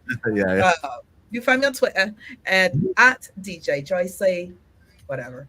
At DJ Joycey. And of course, you can find me here every single Friday on the Nintopics podcast. I am just a crazy old lady who loves video games, and I'm always sleepy. Crazy? Yeah, not old lady. Yep. The makeup is working. Okay. And that's what it's for. We'll sing Hyrule downstairs with Joycey, with Lilly Hyrule, with the white She's in the West Wing. She's in the West Wing of the castle. To the Y, to the T, to the I, to the G. Yeah, well, you can find me everywhere as Lilly Hyrule, but mainly on YouTube. As I'm still going through my Zelda marathon, I'm gonna start with Oracle of Ages and Oracle of Seasons next week. I'm still building the Deku Tree. That's gonna be tomorrow. So we have the base of the Deku Tree. All I'm missing is just like the actual face of the Deku Tree. But I'm doing Breath of the Wild first. So if you want to watch that, this is the base of the Lego so far. And then I'm gonna disassemble it to this part, because this is where you kind of make a choice between whether you want to go for the Ocarina of Time one or Breath of the Wild. Oh, cool. I'll be doing that tomorrow here on my channel. And then I also have a few surprises that are coming up very, very almost by the end of September. So stay tuned to that, and be sure to subscribe and to turn on the notification bell icon so you know either when I go live or when I upload a new video. So thank you very much for all the support, and thank you very much for being here. We appreciate every single one of you guys. So I heard a rumor that Lily's doing a stop motion with the Lego. So when you that'll be amazing. Look at the video, it looks like it's building itself. It's gonna take a very long time. I can do it though, but years. All right. So thank you, Lily. Thank you, Zach. Thank you, Joycey, and thank you, Paul. You can find me. You can find me here at the Mike Odyssey channel Monday through Friday.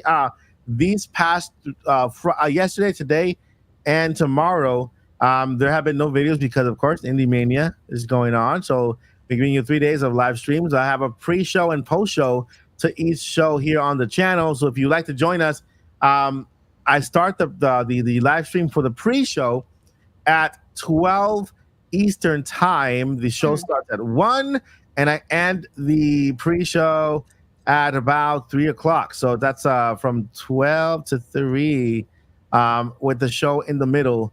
And so it's good because I start the live stream while the show there. I can take a little break while we watch the show, and then I come back for the post questionnaire. Tomorrow's gonna be day number 3. We have more games than day 1 and 2. I won't tell you a number, but we got more games than day 1 and 2. And so it's gonna be the finale, not the end of IndieMania, because we got other things going on. I will be announcing it later on the year. Of course, IndieMania year 2 will be next year, less than a year from now, because it's coming closer to the summer instead of in September. And so that's what we got going on. Let me see what the count is right now for the subscriber hood, kids, because maybe if we're there, then I can say that at the end of this month we could do our first tournament. We bring back tournaments. I bring back the Wheel of Torture. No, I'm sorry, not the Wheel of Torture. No. The Wheel of Prizes, where I spin the wheel, and at that same at the end of the month, whatever it is, I choose a winner and we give them that prize, the Wheel of Prize. We can break that back as well.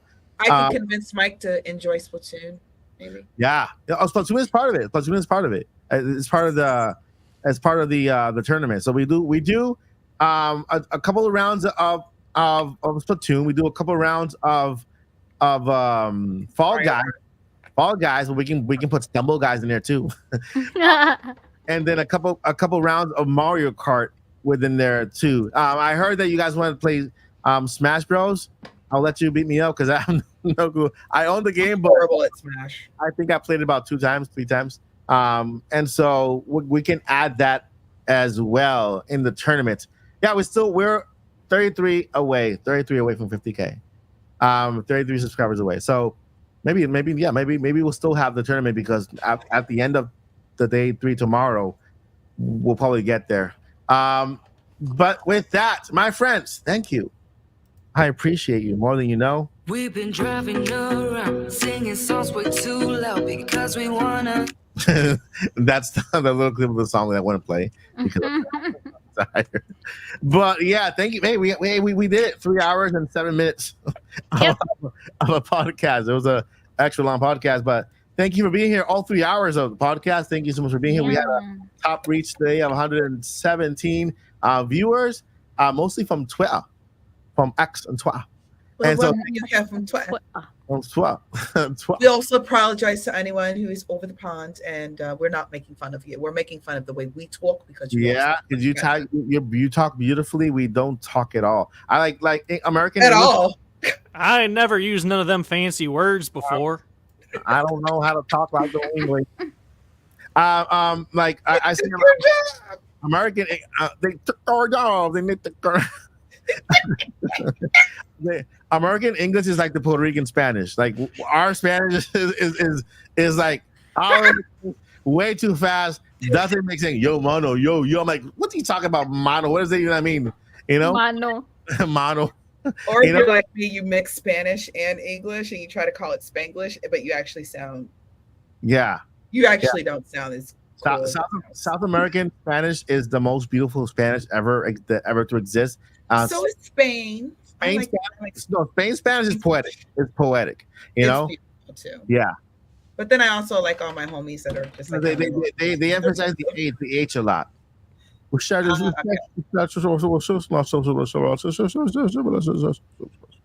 know.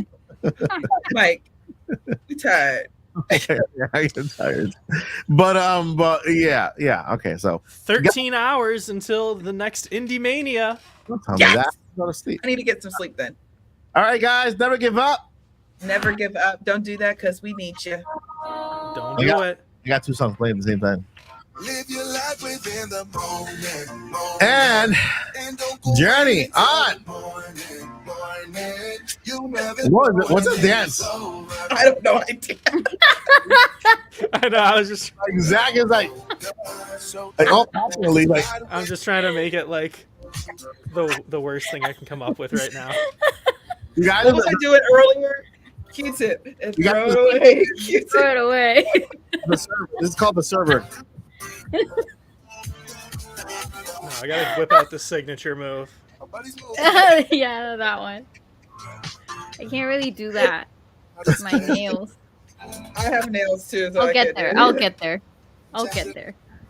Hey, listen! Do not play Splatfest during IndieMania. You have to play IndieMania first and then Splatfest. Watch IndieMania while playing Splatfest. Take care. Have a wonderful weekend. Good night, guys. I can't even do the wave, like the presidential wave. I'm so tired. Like, what is it? What am I doing here? You can go with the Miss America. Yep. I'm trying. That's so this doesn't flab. It's not. It doesn't work. All right. Bye. Bye. In the stream. In the stream. In the stream.